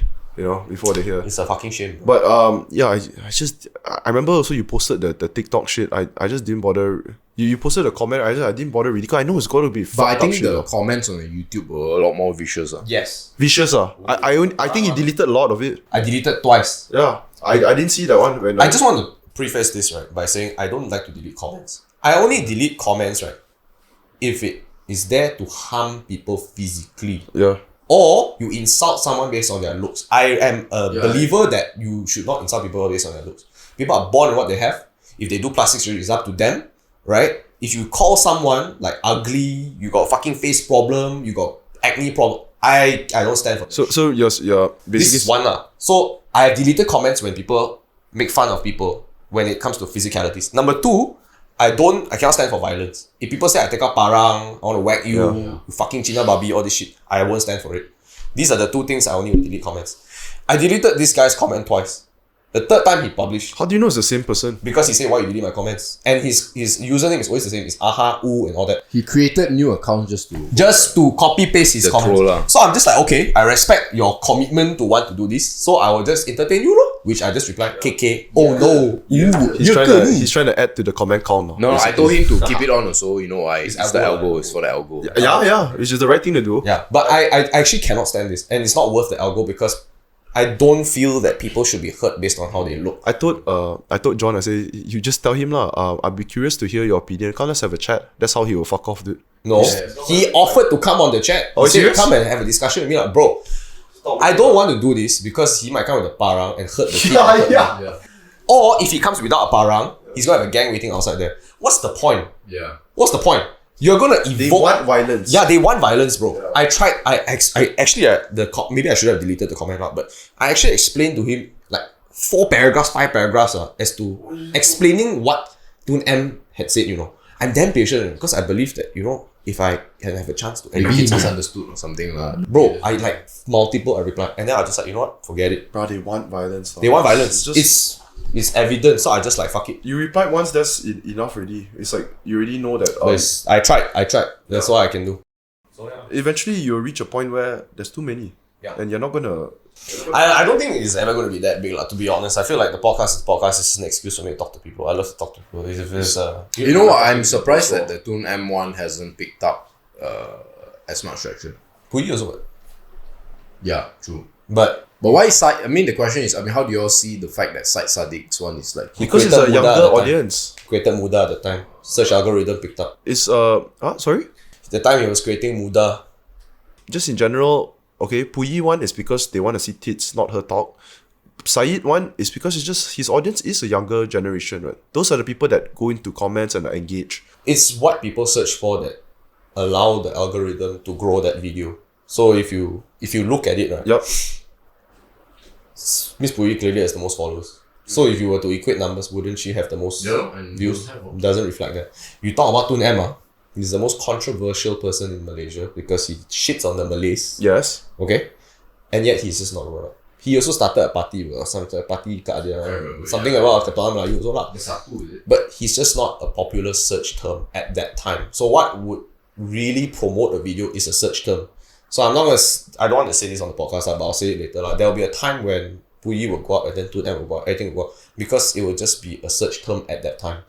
And when that search term becomes a hot search term, and that's when it just compounds. It's a compounding thing. Yeah. So it's not weird. I don't care about the views. I feel like you wouldn't be able to say, hey, 2M, can I have 1 hour to talk to you? He's going to be like, what's it need for me? And why you? So if the podcast exists, he wants his word to be heard. It's a fair trade for me lah. I assume that a big portion of the traffic comes from when they share it on the IG story. So did Syed share? Yeah. Yeah, right? So I assume a portion is that also. Puyi share also. So Puyi shared that one is because they want to see tits. They don't want to see you talk for 2 hours or 1 hour. Bro, she shared on Facebook. Mad.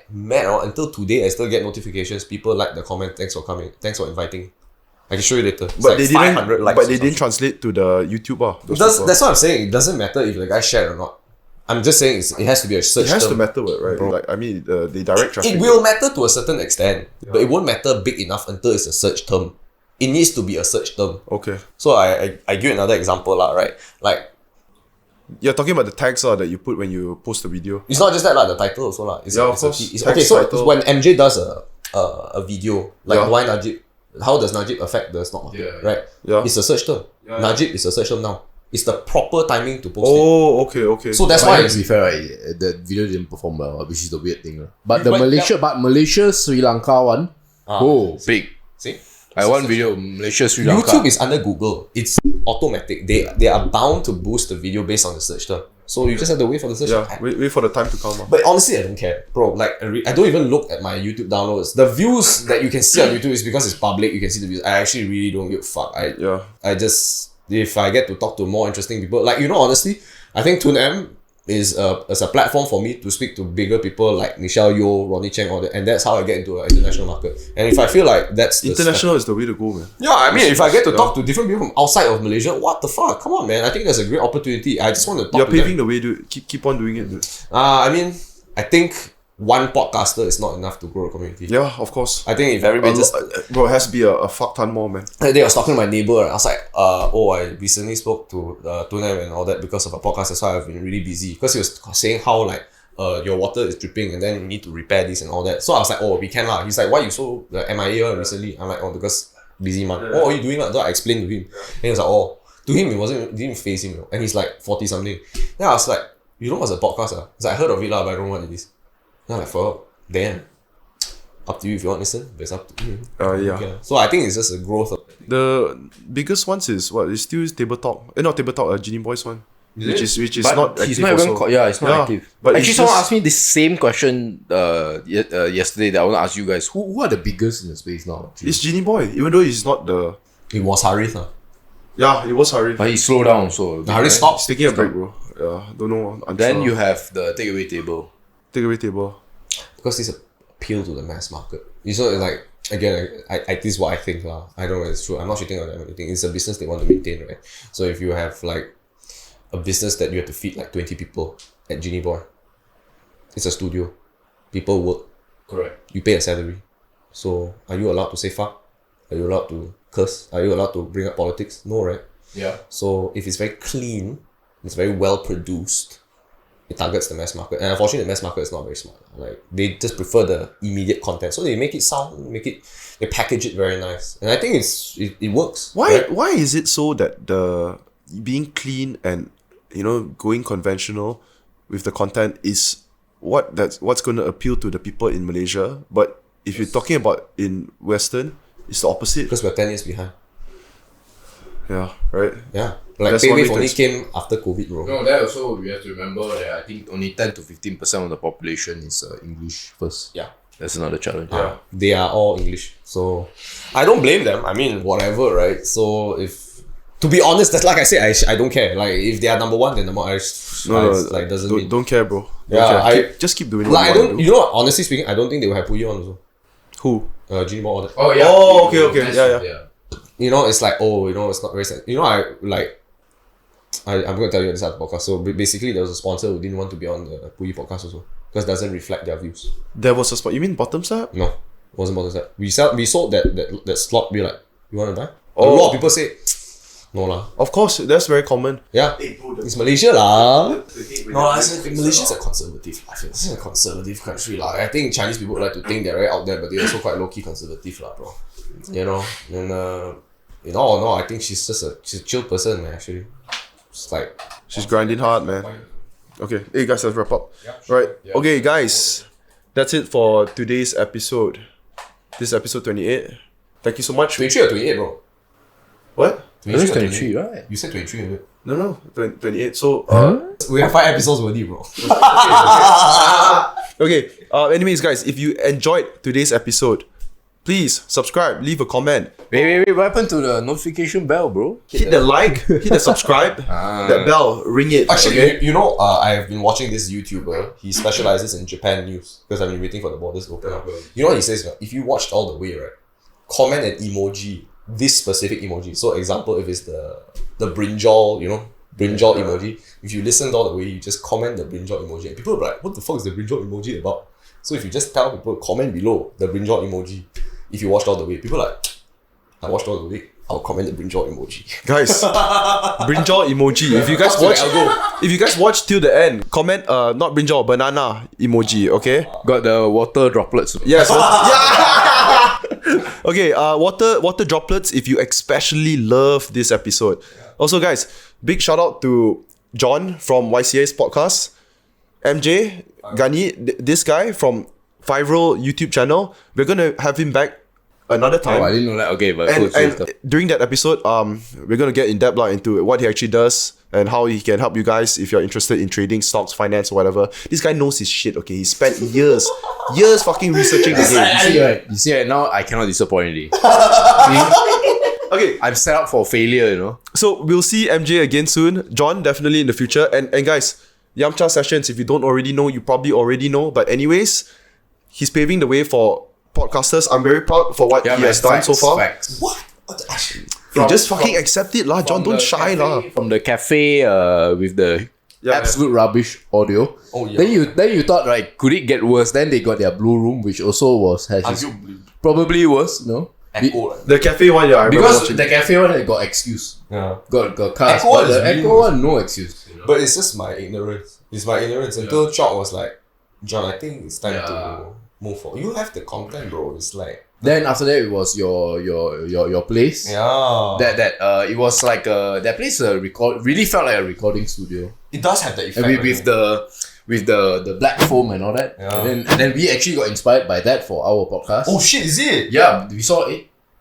Yeah, the one that y'all been using for you guys. You did your episode there, right? Yeah, with him lah. Yeah. So we inspired with that. Then now it's Actually, now you got Goku right in the pot. it's not only that. I think it's the curtains. The curtains are nice. It's actually Yeah. a lot of the podcast is inspired by JRE. Of course. It's the JRE, bro. Look, even your thumbnails lah. Bro. Yeah, bro. But now we have to change. So sad. What? Ah? No, I mean not thumbnails, sorry, the Insta and all that. You notice the Mahathir one is a square. Because creative decision, they were like, "Hey, let's change it to this." I'm like, "Oh man, so sad." But I mean, majority wins. It's a democracy in YCS. Yeah, guys, check out Yamcha Sessions at YouTube.